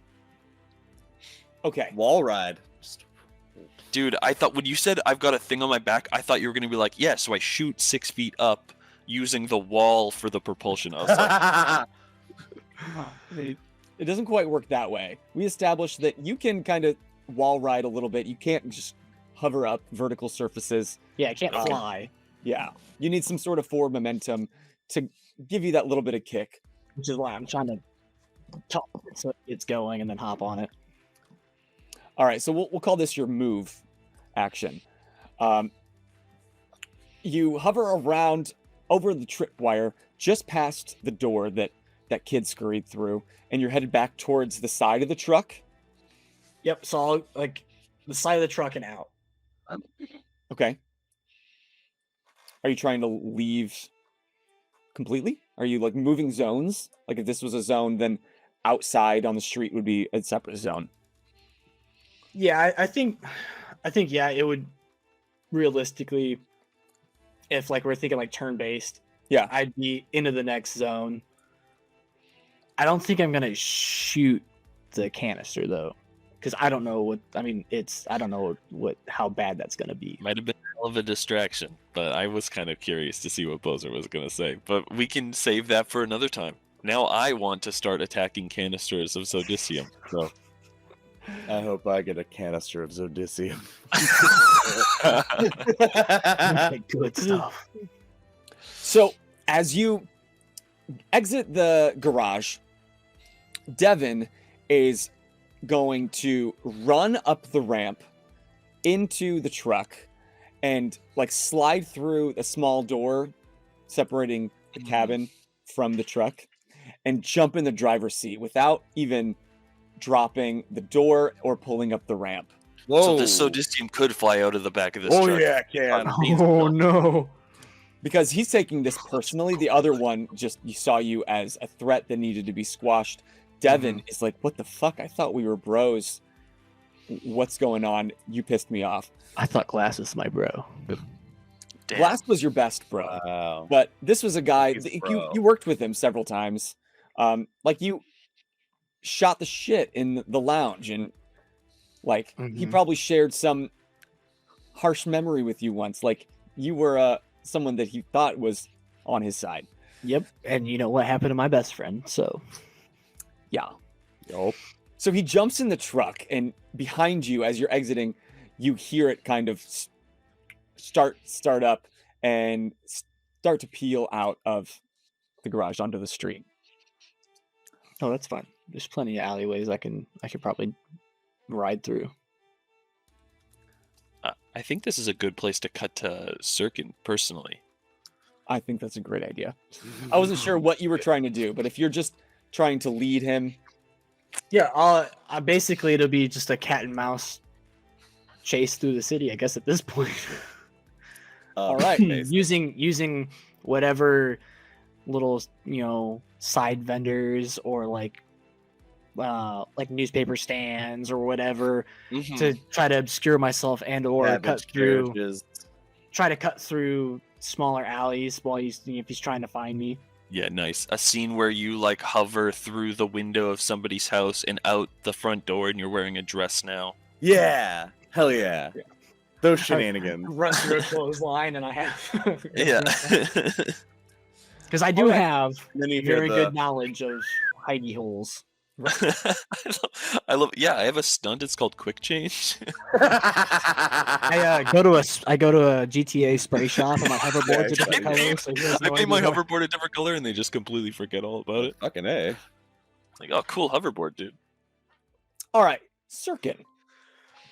On the map, 3 blocks in the opposite direction, further away from the hustle and bustle of downtown businesses, it's kind of even further on the outskirts of Aurora.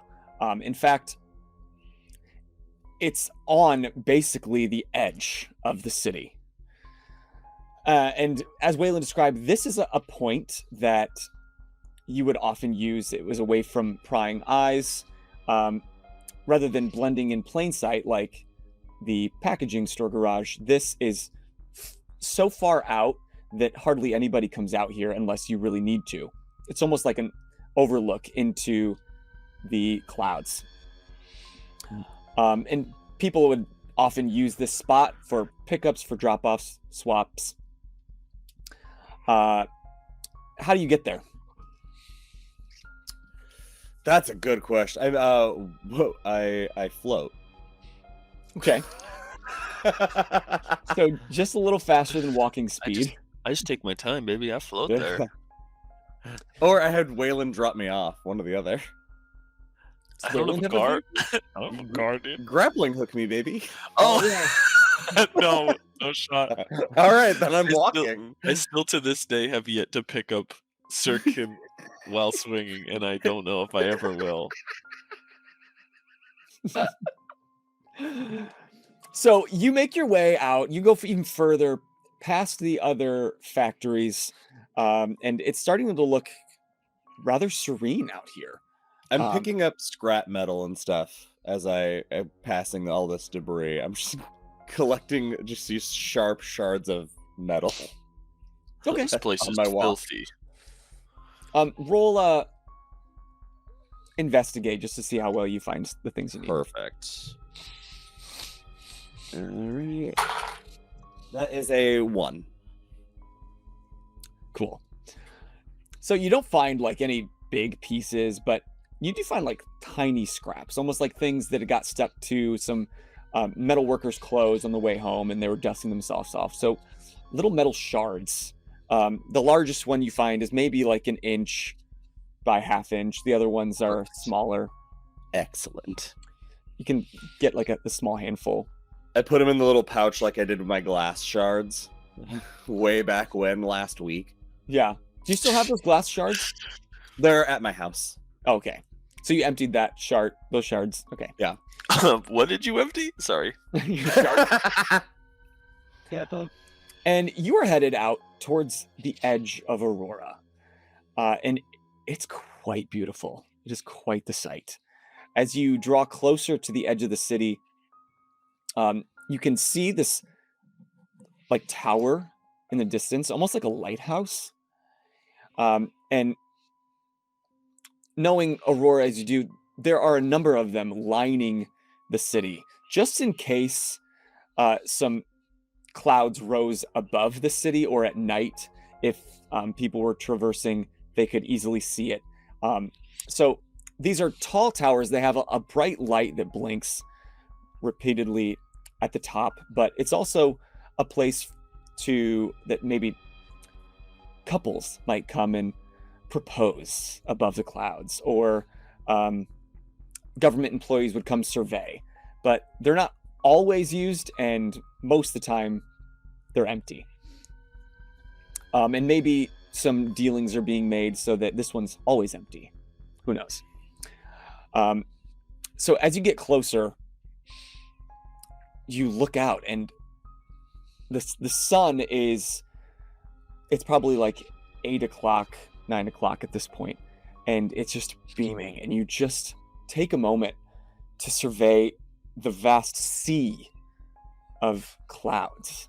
And as the light hits them in just the right way, you can almost see this slight purple shimmer, like streaks of it within the clouds. And you can see why it's so beautiful. It's almost like sun reflecting off of water, but It's like an aurora borealis inside clouds. Yeah. And at certain nights, if the weather that you assume planet level is particularly bad, it's even more beautiful from above them. Cool. So you kind of hang around. You're at this tower. There's a large staircase that kind of circumvents up into the tower. At certain levels, there's like 50 feet that goes up a little higher, and then a ladder that goes even taller for the light bulb, if anybody needed to. Though most of those are just changed by drones at this point. Excuse me. And there's no one else around currently. But as Wayland instructed, it's often used. It's a good daily spot for drop-offs. While there's nobody there, I take my shards of metal and I just I walk around the area. I'm surveying my battlefield to come, and I'm just kind of like dropping them places throughout. And any other, if I find any other like metal or things, I just start placing them, and then I climb up not too far, maybe like the first layer or two, so I can see when someone's incoming, and I wait. Okay. So you're about 100 feet up then, if you go to the second level, and up here, like you saw, like you could see clearly the tower, and you could see that no one was out here from a distance. So understand that you're a bit exposed. There's not a lot of places to hide. But after waiting a little while, you do see in the distance this like big black box truck. It's not as shabby as the one that Al just saw. It looks a little more reinforced. And it's drawing closer and closer, and it seems like it's headed straight for your spot. How good do you think I've gotten at my slow fall by now? How good do you think you've got? I feel like I've been I've been floating everywhere. I haven't been walking. I've been constantly playing with it. We did establish that last episode you somewhat attuned with the item, like being able to practice, spend more time with it. The like Zodicium woven into the threads of the winged cape kind of got a better sense. Does it help that I've just dropped X in my eyes? Did you? Yes. Now that I see them coming, I need to see them very clearly. Okay. So, sure. So you see this big box truck, big black truck. But then, not far in the distance, you see another truck following behind. And this one, similar to the one Al saw, is a white box truck. These two trucks kind of seem like they're at different pay grades, so to speak. Lovely. And they're drawing closer and closer, and they park just at the base of this tower.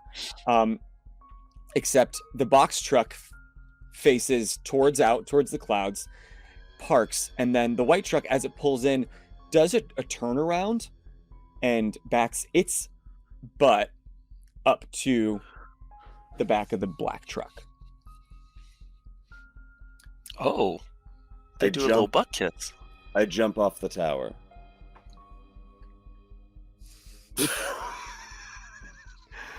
Okay. Can I compel myself overconfidence and get an extra fate point for the upcoming battle by doing this? If you compel it, that creates a complication. Oh, that's true.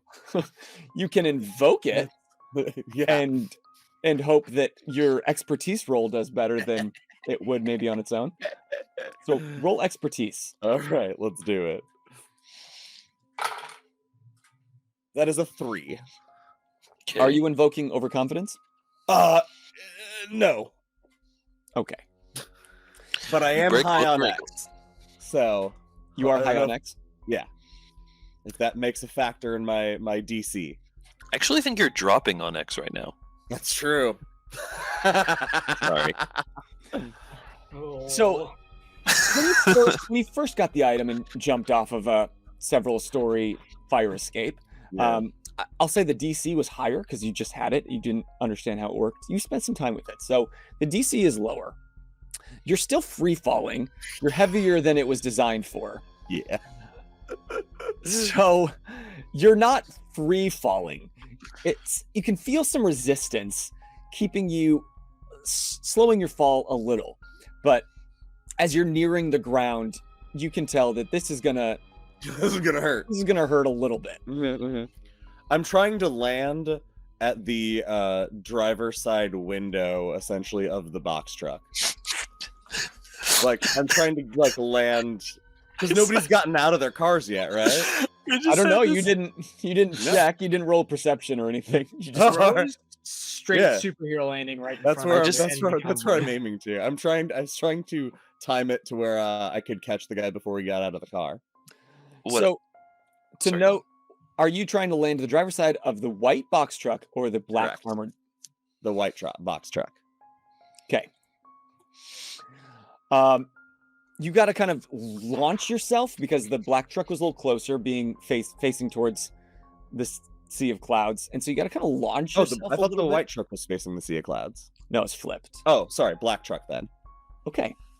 So you drop down, and I'll say take a point of physical stress. Yeah, I deserve that. Just we'll call it old man knees. Yeah. Like you're over 30. You yeah. can't do this without hurting your knees. I'm in my 50s. Got that? He's got them airborne. Right, but the moment you woke up on your That's true. 30th, this became true. I see. So you feel a Wayland is slight- up on a tall building and shuddering for some reason. Yeah. Your knee starts to twinge in pain. Oh, You land. You feel something kind of pop in your knee. Nothing like explodes, Kind of pop. but you know. I'll Wait feel till that you get tomorrow. there, Austin. It happens. It happens. I know the feeling. Yeah. somewhat and- satisfying though. And as you stand up and you look into the driver, I need you to roll connections. Awesome. That is, I don't have connections, so that's just a 2. 2. Okay. You don't quite recognize them, but you do recognize the uniform, the black suit, gold tie. Is the window? Is the window down or is it? No, it's up. Up? I point for him to lower the window. And you see a moment him like give you the strangest look, like shock that you're there. I just fell out of the fucking sky. Yeah. What I see in my mind is Syrkon just like crumbling, like at that speed, just like crumbling into a pile of fabric, and then standing And straight then up and going. Like classic Disney Yes. Channel behind the couch fall. Yeah. Yes. Exactly. And then you see him like refer to the passenger and look like really fucking confused. Yeah. I'm just staring, waiting for him. And Eyes you- completely black. Eyes completely black. and you see the passenger reach onto his hip and pull out a gun. He cocks it, and there's this thin purple line that Nice. glows when he does. Nice. And he points it at the window as the window. The second I can make eye contact with the driver and he can hear me, I'm going to push him. I'm gonna spend a fate point. Push. Let's see how the roll goes. That is good. a 5. Shit, hold on, let me roll. And you First take name a is Will. mental I stress take after a this, mental right? stress. Well, Um, depending on my if I succeed with style, I don't take a stress. Copy. If I succeed or tie, it works and I take a stress. If I fail, I just take stress. Copy.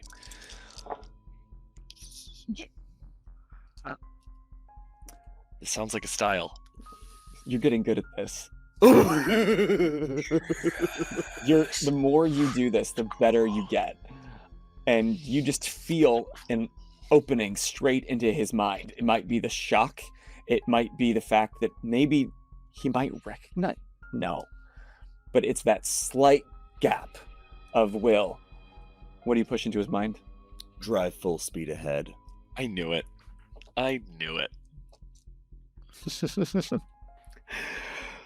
You better hope he wasn't human trafficking. I- That's all I'm gonna say. I push in his mind this. I replace his reality and that all of a sudden the situation has changed and he is under fire. There are people shooting at him and he needs to go, and the road ahead is a straight, clear road to safety. Yeah. That's I the can't vision that's now in his head. That if he guns it as hard as he can, it's the only way they are getting out of here safe. So in that moment, he's like looking at you like so confused, but then you see his eyes shoot open in panic and he slams on the gas. Meanwhile, you hear the passenger like, wait, what the fuck? What are you doing? What are you? And there's obviously around the entire city. Some places are more reinforced. Some places are just like a heavy guardrail. Because people aren't often going to jump to their death. Right. And this thing breaks through. It's an armored vehicle. This guardrail has no chance. He busts through. And in that moment of the collision of the guardrail and the truck, it jolts enough that the back doors slide open or break open. And as it's plummeting off of Aurora, you can see this large... it's got to be like 8 feet to 10 feet long. It's a glass tube. And you see this green liquid like sloshing around in it. Oh my god. And at the base of it is it seems like some sort of it's where the mechanism might work, or some sort of control unit at the bottom. But the truck and this tube are plummeting into the clouds, and you see it's like open in the clouds and then immediately swallowed up. Because of that, the Sigurd's Reach members leap out of their car and the box truck, and they try to survey what's going on because they have no idea why this would happen. They probably didn't even get a chance to see you plummet from the sky. Who's going to expect it? And so you see 3 Sigurd's Reach members pile out of this truck, all like young 20s, one maybe late teens, just looking at you, shocked as fuck. Who are you? What the fuck? What? Did they just drive off? One like runs towards the edge to see if they can catch a glimpse. Ugh. Have you ever heard of the Call of the Void? Yes. I get that really bad sometimes. I'm just imagining that feeling. That's so scary. When they ask me who I am, we might have to tweak this because I made a new stunt and I didn't get your approval for it yet. But I feel like this is the right time to use it. Spend a fate point for the stunt of my name is. What? Your name is who? What? Who? When they ask who I am, I do the I pull out the Jayun's daggers, I levitate, and I say, my name is Syrkon Sirocco. The stunt, when making my presence known for the first time to an NPC, roll against intimidation to create an advantage. Once per NPC, Cool. ever. So Never again. Never again. It's only the first time you come in contact with me. That's really sick. As my legend in the underworld precedes me. Let's put some numbers to it. Cool. You roll against their intimidation, and if you succeed, you get a +2 to the next social roll. Okay, so like So intimidation. not or something combat. like that. Okay, cool. Okay. So you Perfect. basically do create an advantage, but like you create Not an an, advantage for social Correct. rolls. Yeah. Okay, cool. Perfect. Yeah. I feel all right. like that That's fair. suits Syrkon And- really well. Invoking, essentially making it a giving them a fear effect, but only for social and not for combat. Right. Yeah. Perfect. Did you get Jane's daggers back from Kit. She passed them to me before she went to jail. Smart. Okay. That's why I gave my gun away. So you have to roll 3 times. Up to you. Do you want me to do one roll against all of them, or 3 individual rolls? Because I feel like individual. you want me to go one on each of them. Yeah.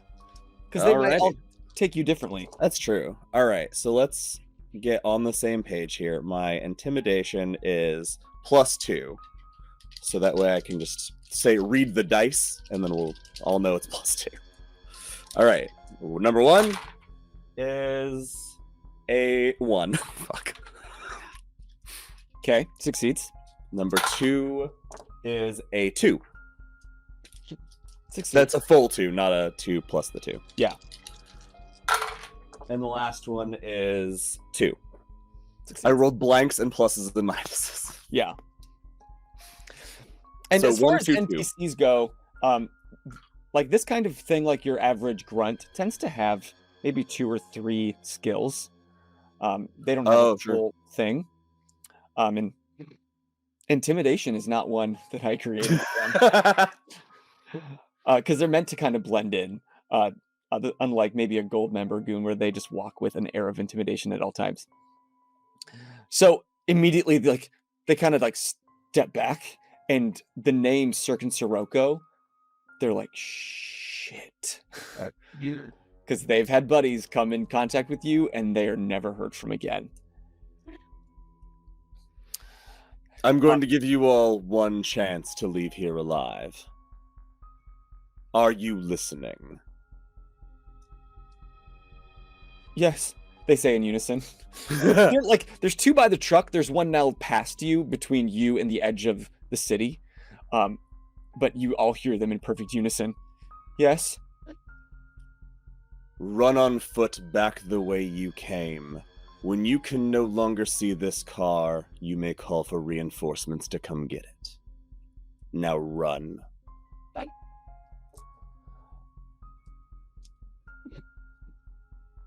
Go ahead and now make an intimidation roll.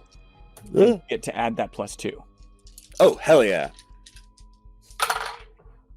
That makes that a 5. Yeah, I'm telling you, it's succeeding. They are shitting their pants. Are you? Because you're still floating? Yeah. So holding 2 massive that well, they wouldn't recognize them that Haven had them because they weren't around, but yeah. Yeah. And as you rise up holding these daggers, making these commands, especially from the point of view of the 2 in the truck, your head just lines up with the sun.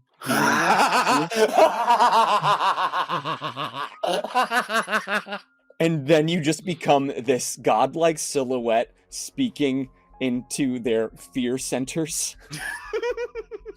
And without taking their eyes off of you, they start like jogging backwards until like they can gain the courage to book it the other way. Meanwhile, the one between you and the edge of the city isn't moving. He's not attacking. He's not like looking like he's trying to do anything. He just can't move.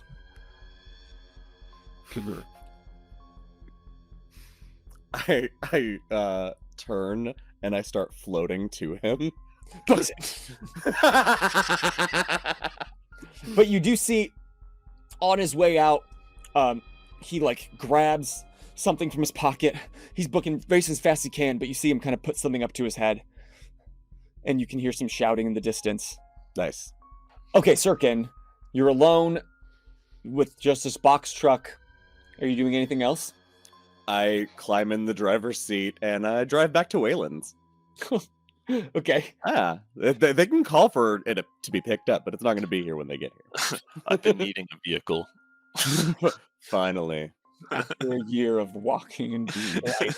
Mostly, I just Syrkon likes the idea of watching their face when they walk back into the hideout and see a truck. Wayland. Give Al flashbacks. So, when you leave the diner, what are you doing?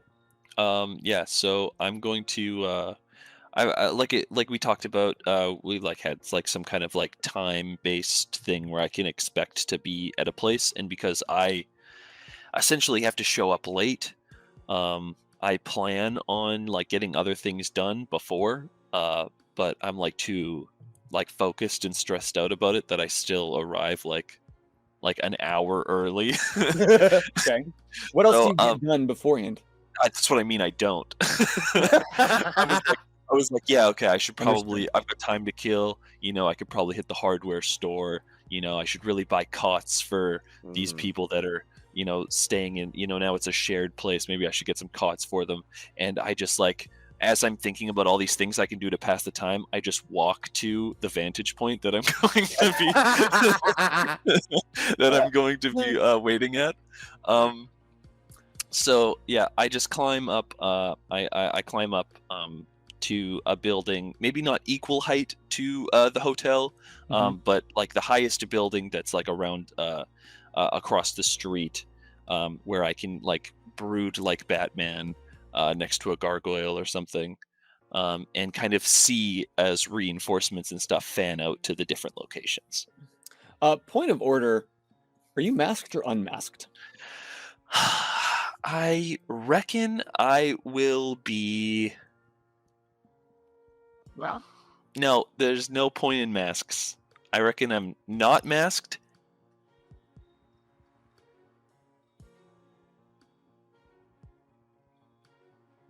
He's not masked and he's not vaxxed. He's an Y- old yeah. man in the city. Yeah, man. Yeah, What let's is- start that dialogue. What does the old uniform look like? It's just like a dark gray suit with like a subtle like eggshell pinstriping kind of thing.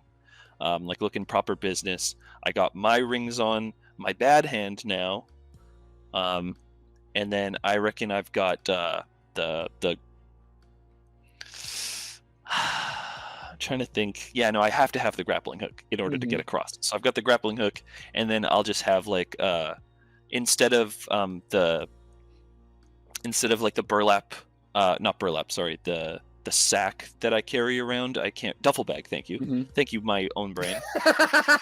Instead of the duffel bag that I normally carry with like a change of clothes and the mask and all my stuff, I just have like a messenger bag with the like rocket fist in it. Okay.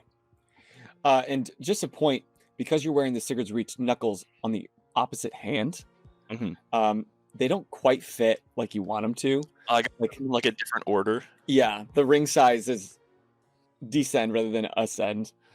And so you could still use them, but it's not gonna be comfy, and yeah, you might feel it. Roll a burglary to see how well you get atop the building. Okay, well, I've been rolling so well, so I can't wait to fail this. Negative. Okay, completely neutral. +3 then. Oh, great. You're good at this. This is how you get around. You have to roll really bad, by the way, on these kinds of rolls in my mind to utterly fail. R.I.P. Chad. Can't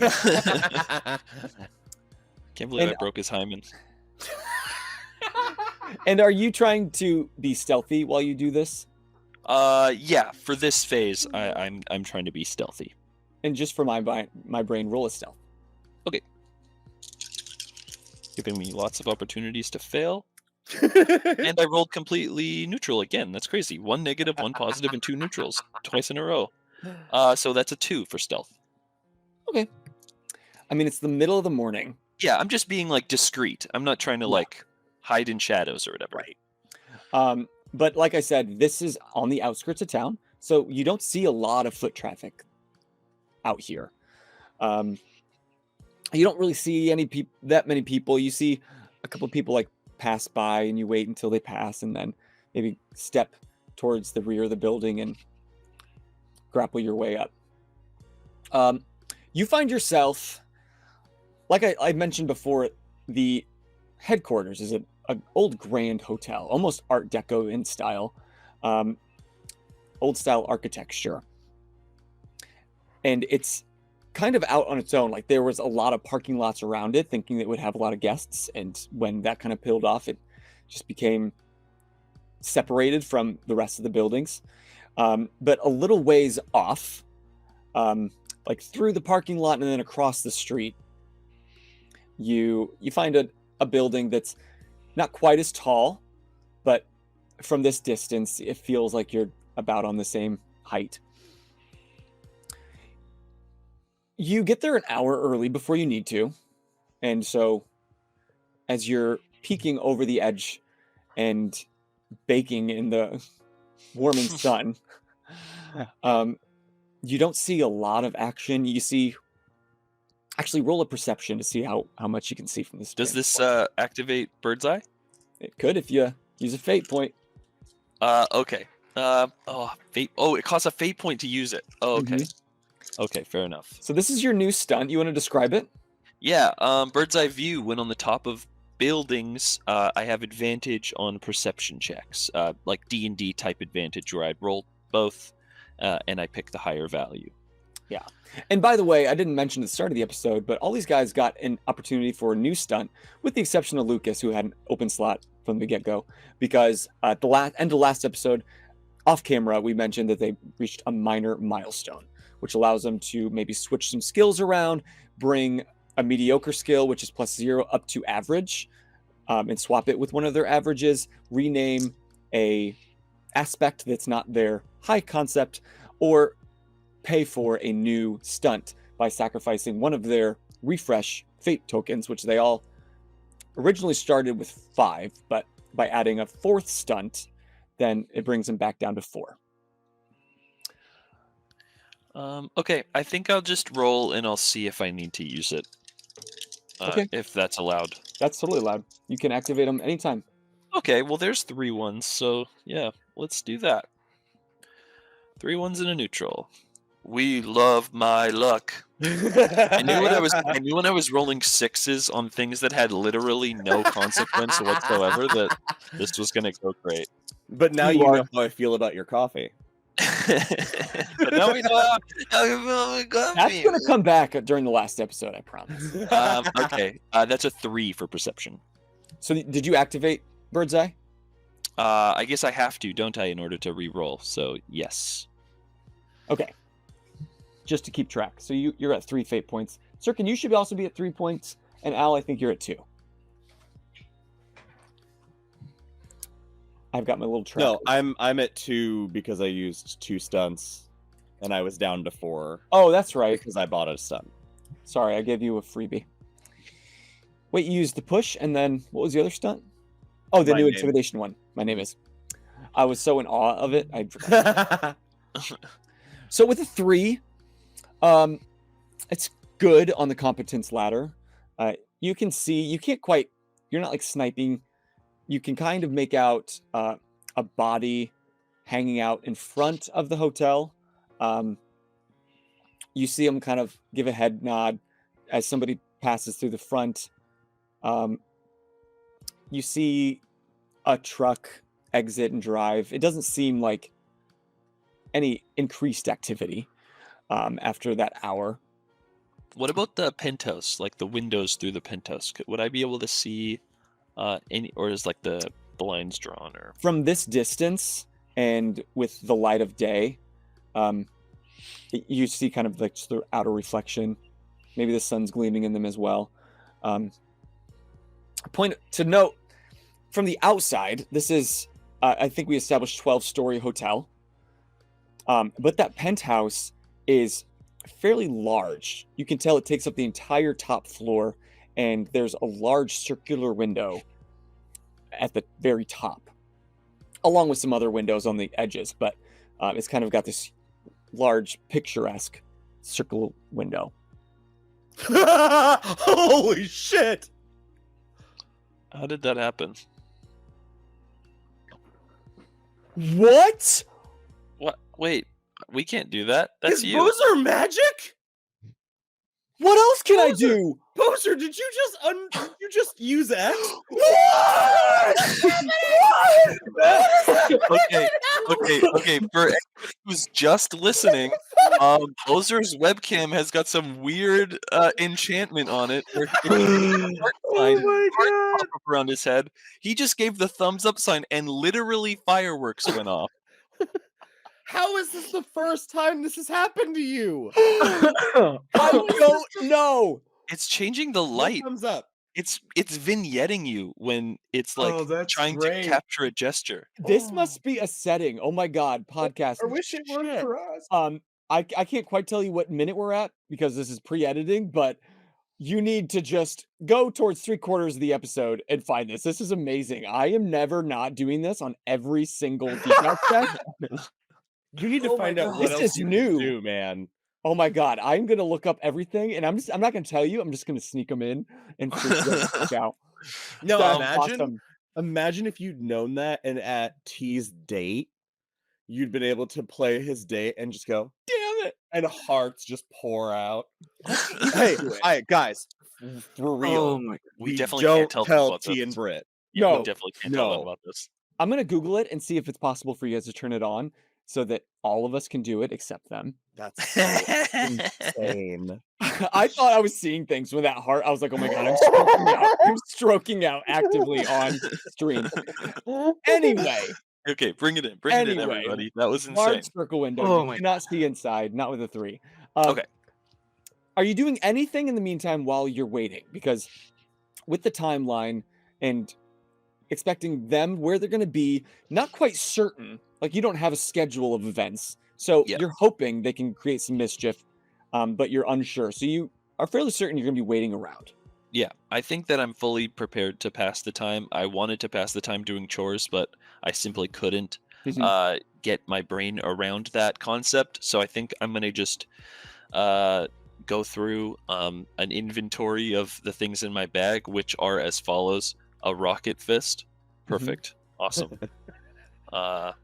All of my change I gave to Hank. So you're now completely broke.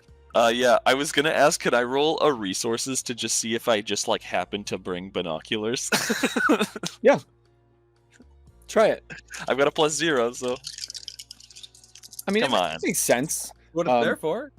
oh my god, I rolled a 1. I rolled 3 4s and 1 5. I don't know what that means, but Oh yeah, because you're using regular d6. yes. So I rolled 3 neutrals and a positive. By the way, 5 and 6 are positive. 3 and 4 are neutrals. 1 and 2 are negative ones. If you're using regular d6 instead of fudge dice with pluses and minuses and blanks. Yeah, you open the bag. You're like, oh, binoculars. Shit. That was one of the things I said I would pick up on the way here. Yeah. I was like, So- oh yeah, let me just grab my ham sandwich and my binoculars. God damn it! So you're waiting quite the time. An hour I'll just, like- passes. I'll just like meditate, and just listen for a while. Another hour passes. And while you're sitting there just like listening, you hear multiple trucks start up. You hear like this opening and slamming of doors. And as you sit up and open your eyes and look across, you see 2 other just like regular trucks and a motorcycle peel out from behind the hotel and head off towards the city, which you can expect. You might think, Yeah. that's Al. Yeah, nice. Okay, cool. And then Just one truck? Huh. 2 trucks and Oh, a 2 motorcycle. And a motorcycle.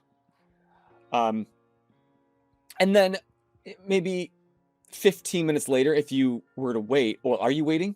Yep. Oh wait. Okay. Like 15 minutes later, you see one more vehicle.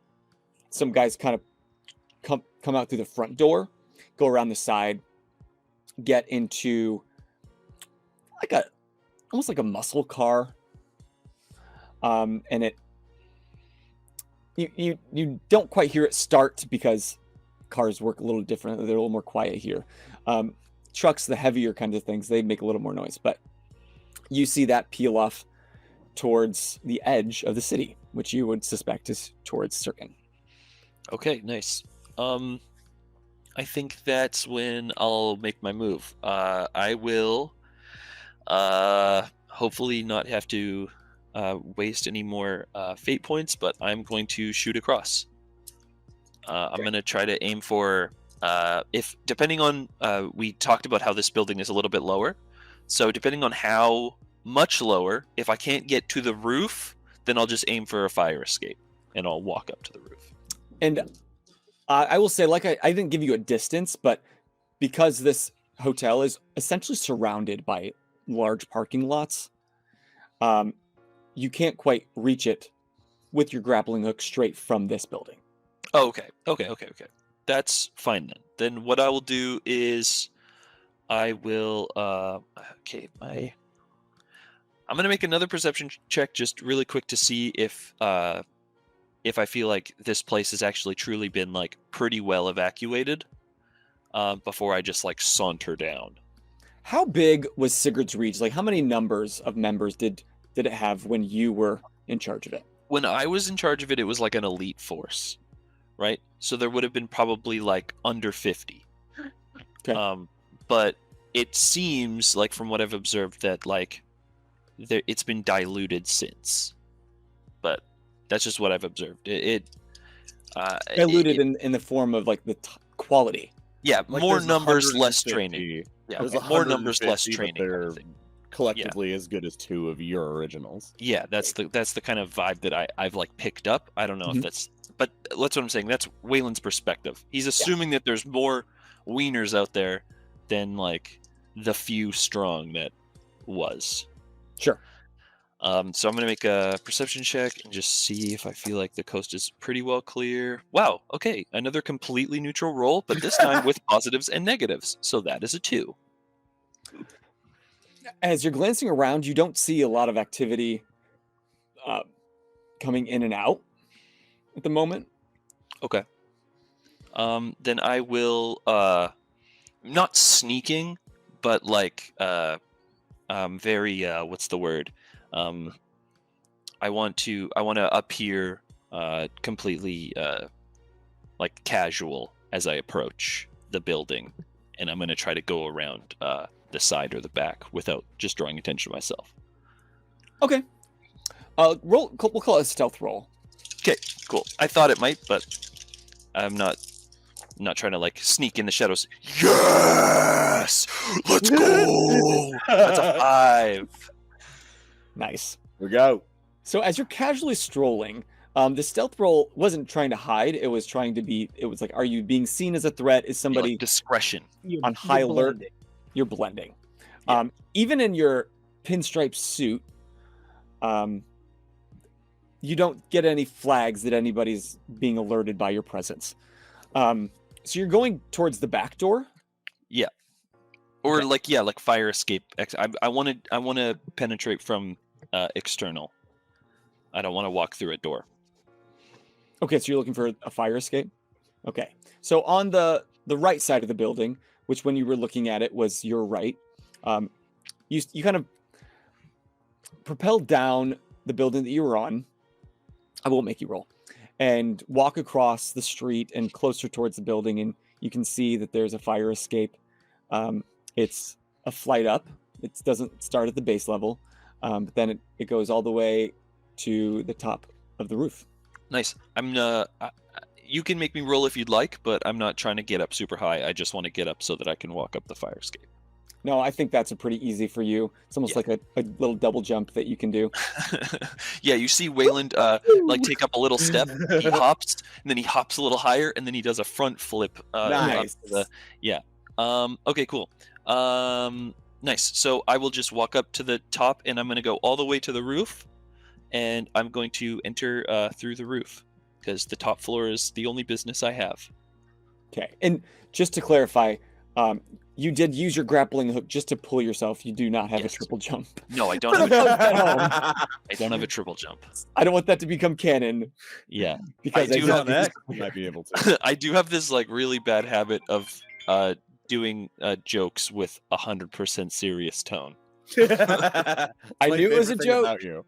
I just don't want T calling me that on that later when he watches this back. You didn't say. Yeah, so I'm gonna just head up all the way to the roof. I might like peek in to like windows if there are some as I'm going up, just to like kind of gauge to see how many bodies are left in the building, just like kind of making like a mental inventory. But aside from that, I'm focused on the path ahead. Okay, for that, give me 2 rolls, a stealth and a perception. Okay. Oh, so my 5 is gone. Damn. I mean, it makes sense. I am being proper stealthy now. I just don't Yeah, know at if I'll this ever do point- that again. There's no casual just taking the fire escape and peeking in windows. Okay. Remember, man, you Yeah. can just straight up re-roll with the fate point Yeah, I know, but I want to keep my fate points for when shit hits the fan. for when shit hits the fan. Yeah. Okay, cool. So that is another completely neutral roll. So that is a stealth of 2. And then the perception is whoa, super positive. That's a 4 for perception. Nice. Nice. So, the nature of fire escapes, especially at a hotel, is that they don't often pass a lot of interior windows. But there's a couple floors, not every single floor, but there's a couple where you can kind of glance in.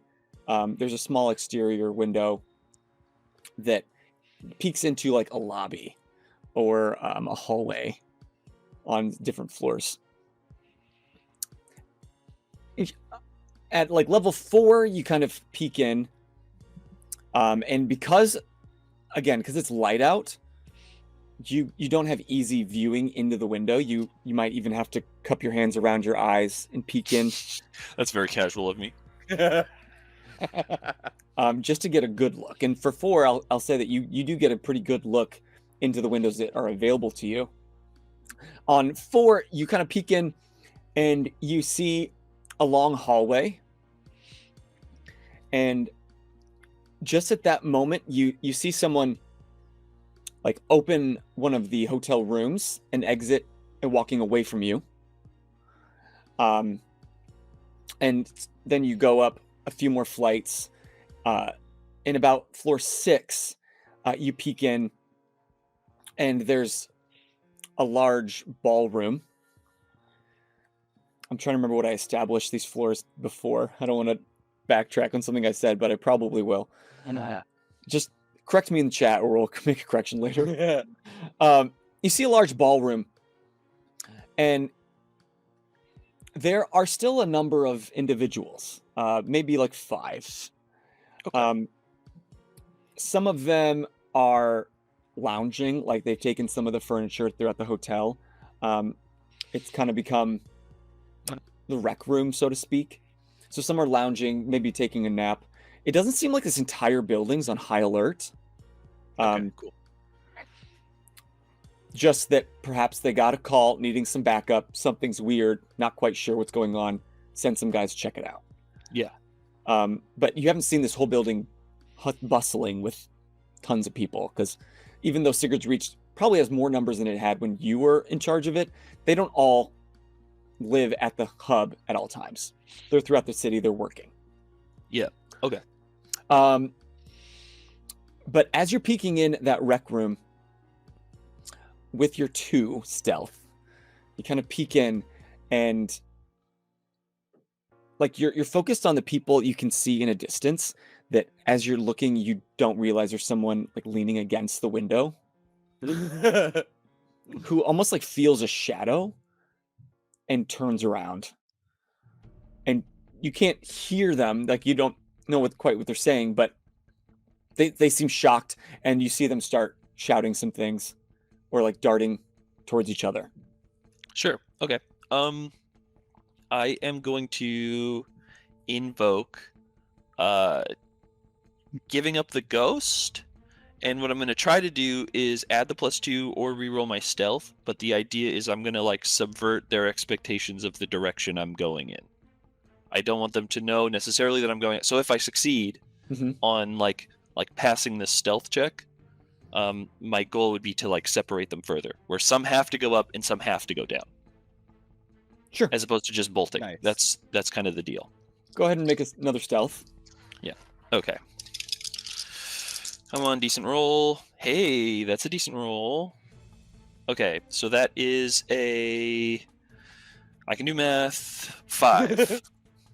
5. Okay. So I'll grant that request, but tell me how you divert their attention. Yeah, so sounds good. I think what I will do is as I like leave the view of the window, I pull my coat off and I throw it down the stairs, so they just see a flash of darkness go down the stairs as I run out of the view of the window. Nice. Okay. Good move. Good move. Thanks. You're not quite sure how it pans out. Yeah. But maybe you've done this before. You've been caught, and so you've known this to be a trick that tends to work. As I'm running up the stairs, I'm like, another good coat. God damn it. So now you're just in like a button up and a tie. Yeah. Okay. And matching pinstripes pants. Oh, for sure. Yeah. The jacket. So the jacket's gone. The shirt is just like, I'm assuming the shirt is like the suit was gray, so it's probably like a black shirt, and then the gray pants. Nice. What color's the tie? Fuck. Let's go with like a dark green. Nice. Cool. I'm a visual person. Yeah. It just can't. It just couldn't be red or gold. Right. So as you continue to ascend up the stairs, you don't pass that many windows until you get to the 12th floor where the penthouse is. And at this point, the fire escape, it goes all the way to the roof. You could see that from the ground level, but at the penthouse level, it kind of transforms from a rough fire escape to a nice balcony. It's got kind of gilded, what's it called? Railings. This large stone and brick balcony that wraps from this side of the building all the way around the front of the building. So Nice. it would be just in front of that large picture window as well. And then there's a door that exits onto the balcony from inside the penthouse. But then the fire escape, it's got another staircase that leads all the way to the roof from that balcony. Okay, cool. I'm gonna climb up onto this balcony and be like, "Do you put a Zen garden in here? What is this shit?" There is in a corner along the edge. There's a little bonsai tree. There's and I just go up and open the balcony door. I'm assuming, I don't know who locks their balcony door, but I'm assuming it's unlocked. I'm gonna go to open it. Now to note, there are windows. Yep. At this point, I'm open. Okay. So you go into the penthouse, and while the rest of the building, it still maintained its Art Deco, old world charm. This room has had some work, and it, like from what you knew it to be, it didn't look like this. It seems like in the last year, someone kind of leaned into their newfound wealth and made some upgrades. You're looking in, and you enter just next to a large open concept kitchen, and this entire penthouse is rather open concept. But it's got kind of this weird Asian aesthetic. It's got like dark marble countertops, a large God, he's island. Oh my god, my nephew's a weeb. It's got a large island. Just further into the room, it's got this large U-shaped leather couch facing this like massive TV it's like it's not mounted to the wall. It's almost like floating, but it's clearly being held up by some cables and some under reinforcements, but to give that aesthetic that it is floating. Wayland's old man eyes is just assuming it's floating through X. Yeah, right. But just behind it, there's a slight waterfall effect. Similar to what you saw at Haven's penthouse, where there was a waterfall in the lobby as well, in front of the elevator. And then on the right, there are a couple step ups, and that would be considered like the bedroom. It's got this large bed, this large 4 posters with this weird like sheer canopy over it. And then just in front of the large picture window, there's a throne. A throne. Oh, Okay.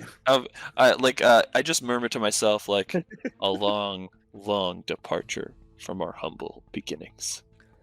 And then I on the wonder if far he side of could the have room used- is the double doors entering it from the hallway. Okay, cool. I'm going to just head probably like still like surveying, but I'm gonna head to like the office, where like I'm assuming he would conduct his work. Okay. I'm hoping to find him there, I guess. If he's not in bed, then maybe he's there. Don't forget to put on your rocket fist. I was actually thinking of switching to the rocket fist because even though it is a projectile weapon, it's less threatening looking than a fucking grappling hook. So I'm going to switch those. So as you knew, because this was once your place of residence, there is a small room in the back corner that you used as an office to keep Well, tabs. it was my brother's office. This wasn't my house. This was his house. That's right. That's right. You were his right-hand man. Yeah. You're right. You're right. And he was your brother in spirit. He was my brother in arms. Yeah. Okay. Just to clarify, I'm like, I didn't fuck up your story, did I? Brother in hands. Am I right? Hey. He died with both of his though. Brother in hand. What's the sound of one hand clapping? Wayland and his best friend. Nice. Nice. Fuck. I'm so sorry. I'm so... Whoa, a new thing, and then another new thing. Okay. Okay. Yeah. So I'm gonna head to an office and see if I can catch him there. I don't know where he would be if he wasn't in the office. So if he's not, then I'm gonna do the fucking creepy, like disappointed parent thing, and I'm gonna post up in front of the door and wait for him to get home. Hell yeah. But I'm gonna check the office first. Okay. So you go to this back room that you knew to be the office, and it's not a large space. It's kind of like it was a large walk-in closet that Kith had converted because it was more utilitarian, and that's what you needed to do. And he wanted a private space for you and him to be able to discuss things, keep some records. You knew there would be a vault in there with some sensitive and precious things as well. You walk in, and unlike the rest of the apartment, it's looks pretty much the same. It's still got the old wooden desk that you guys probably lifted from not one of the rooms, but like some place in the city. Like you found it, you're like, that would be really cool for. Yeah, that's cute. Like a bright-eyed, bushy-tail moment. Wayland's like hackles, like the hair on the back of his neck, like relaxes a little bit when he like enters this room. It's like kind of like that, like kind of idea that like memory, the nostalgia kind of sets in where, like, it's like a moment to like recenter and remember like why this is happening in the first place, like why this has to get done. And the smell hits you like a ton of bricks. And every meeting that you guys Fart in had, here? What the fuck? Sorry. Sorry. all I've those got- nights that you sat up here sipping a little bourbon, just reflecting on all the good that you've done and all the good you've yet to do through the Reach, and just envisioning what it will be like when you have enough time to do all the work that you want to do. On the desk, there's strewn about some papers. There's still the vault in the corner. They're the safe. There's a picture frame It's face down, and the two same leather chairs. You have one kind of rolly, rickety chair in front of the desk, and then two nicer leather chairs in a corner. I guess I think I know what's on it, but I'll put the picture frame back up standing. It's you and Kith standing in front of the hotel before the Reach even existed, when it was just an idea. But Both of our thumbs are up, touching, and you can see my good hand in all its glory. And he might have been in charge of it initially, but in the picture, you standing on his right, he's just looking at you so proud to be doing this next big adventure with you. Hell yeah. Yeah, I think again, Wayland kind of has that moment. He like sits that up proud, maybe like rests his other hand on it. And I think I'm a little discouraged that I haven't seen Uriah. that fucking boy. And so I kind of like I said, I take a moment with it, and I just look up, steady my breath, and I go, where is that kid? I'm going to. Can I hear commotion? Is there going to? I guess what I'm asking is, do people know that this room is empty, and would they know not to check it? Like, there's no one to report to here, or are people going to come investigate? That's kind of what I'm at. While you're in the office, and I'll keep your good 4 perception since the scenario hasn't really changed. While you're back in the office, you do start to hear on the outside of this room. It's a fairly large room, so it's muffled, but then it becomes clear when you hear the door unlock and swing open, and from what you can tell, a single person entering in, a bit with some haste. They're kind of stumbling, it feels like, and going towards perhaps the bed. Okay. I think Wayland takes a second to look really cool. The door's open, so I think Wayland is going to sit behind the desk, and he's just going to organize it. He's going to clean up the papers, tidy it up. As we established, he's quite thick with the tism. So he's going to make everything nice and square and clean. He's going to have the picture on the corner of the desk facing the doorway. And I'm going to hopefully, the layout hasn't been super established, but I'm assuming that the office would be close to the bedroom. Like if it was like sectioned off into like quarters, they'd be like in the same wing. Right. Like I said, it's a big, let me help you paint. If you picture like a big square, because it's such an open concept. Yeah. Let's say where my thumbs are, the lower bit is like the front of the building, where the big picture window, circle window would be right there in the center. The bed would be in the center, in the back of the room. You've got the couches, waterfall, and TV in the lower left sector. The kitchen in the lower right sector. And then up here in the upper right sector, where, like I said, it was converted from a walk-in closet, so it would be near the bed. Yeah, okay, perfect. But there is a better door added, so for a little bit of security.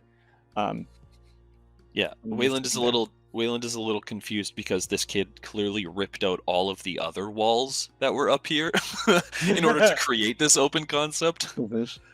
I walk in and I can see everything at once. Like, is this what X is like? Anyway, so I'm gonna organize the papers. I'm gonna sit behind the desk, and I'm gonna hope to catch the figure walking past the door. So you hear them kind of stumbling around. You hear like rustling through things, like drawers opened. even like a sound of a gun being clocked. Okay. And you kind of hear him fluttering around the room, maybe collecting different items. And then, sure enough, come to the office, burst in, go straight towards the desk, expecting to grab whatever they needed. And you were met face to face with Uriah Damon. Ah! He immediately just like stops in his tracks. Nephew. His demeanor is not quite what it should be if he had all of his wits about him. His eyes are a little bloodshot. His hair was like rustled, and this kid is early 20s. He's got one side of his hair completely buzzed, with the rest resting on one side, and it's now dyed a bright blue. He's got this kind of almost cyberpunkish vest that isn't it. There's nothing humble about his look. It looks like Japanese streetwear to match the rest of this penthouse. Oh, God. Yeah. You can see tattoos along his side, but you do catch one that you don't remember. It's on his neck, and it's just like this hand reaching up towards the stars. Okay, and- cool. Like I said, his eyes are a little bloodshot, and he takes a minute and he like wipes it, and he like smacks his head. No. Looks like you're in a little over your head there, nephew. Why don't you sit down? You're not real. I stand up just to like kind of tower over him a little bit from across the desk, and I say, I'm all too real. And at that point, he like notices your hand. What the fuck? And like watching you very carefully. And Yeah. now he's like on guard. Yeah, I start buttoning up my sleeves, or like rolling up my sleeves, like unbuttoning them. One sleeve at least. Yeah. The other one just like grasping. No, I can unclip the clasp with this hand, and Oh, then okay. and I just like bunch it up. The other one is neatly rolled, and I kind of just like, I don't completely approach him. I just like now straddle to the side of the desk, and I rest the like rocket fist on the wood, and I go, seems like you've made a lot of changes to how we do things here. And I don't think any of them were for the greater good of your father's vision. He'd like, fuck him. Fuck you. Okay, I strike him. I just backhand him across the face. Oh shit. And if you'll allow me right there, we're going to end today's episode. Yeah, absolutely. That's great. Oh my god. Don't you dare disrespect your How daddy. long have you been waiting? Yeah, I was actually. I'm glad we ended it there because I was prepared to roll full damage on him, and just Oh, like shit. maybe knock his head off. Who knows? So we'll see how that roll, what the outcome is in a future episode. We might need to hop back over to Kit and Theo next week to see how she's doing in the Citadel on her way to court, maybe. But I'm really excited that this got to happen because, like, at the end of last episode, we were talking about a court episode, and behind the scenes, just because it might be focused on Kit and Theo, all of these guys are still going to play a part. Just maybe not as the parts you would see them normally. So keep tabs, keep coming back, because I'm really excited. But now we know what your characters are doing during this day, where who knows what Kit and Theo have gotten themselves into by now. Yeah. Yeah, buddy. Great episode, guys. Oh, Yeah, a lot of fun. Thick Real sode, dude. Cowboy shit. Thick sode. Woo! Thickisode. That's what the title of this is. We pulled a Theo. Theo is Yeah. doing cowboy shit. Now That's we're so doing funny. cowboy Yeah, shit. because I said, and quote, the cowboy isn't here. Let's do things like professionals. And then as professionals, we did cowboy shit. We did professional level cowboy shit is what we There we did. But all of you, thank you so much for joining us. If you are loving what you're hearing or watching, the greatest compliment is just letting us know in the comments, or you can find all of our socials, including the fantastic creators that for some reason choose to stay with us week to week. Please go love on their content, because I know they are constantly doing some amazing things completely separate from this. I don't know how they find the time to do it all, but they're heroes. Except Lucas. Lucas, who is pointing God knows where when this actually comes out. yeah, that's true. That's true. I'm going to flip him upside down so he's not playing. Nice. Perfect. But until next time, I am Bozer, I'm Austin. I'm Josh. And I'm here. and you just keep geeking out. Geeking out. Bye-bye. Bye.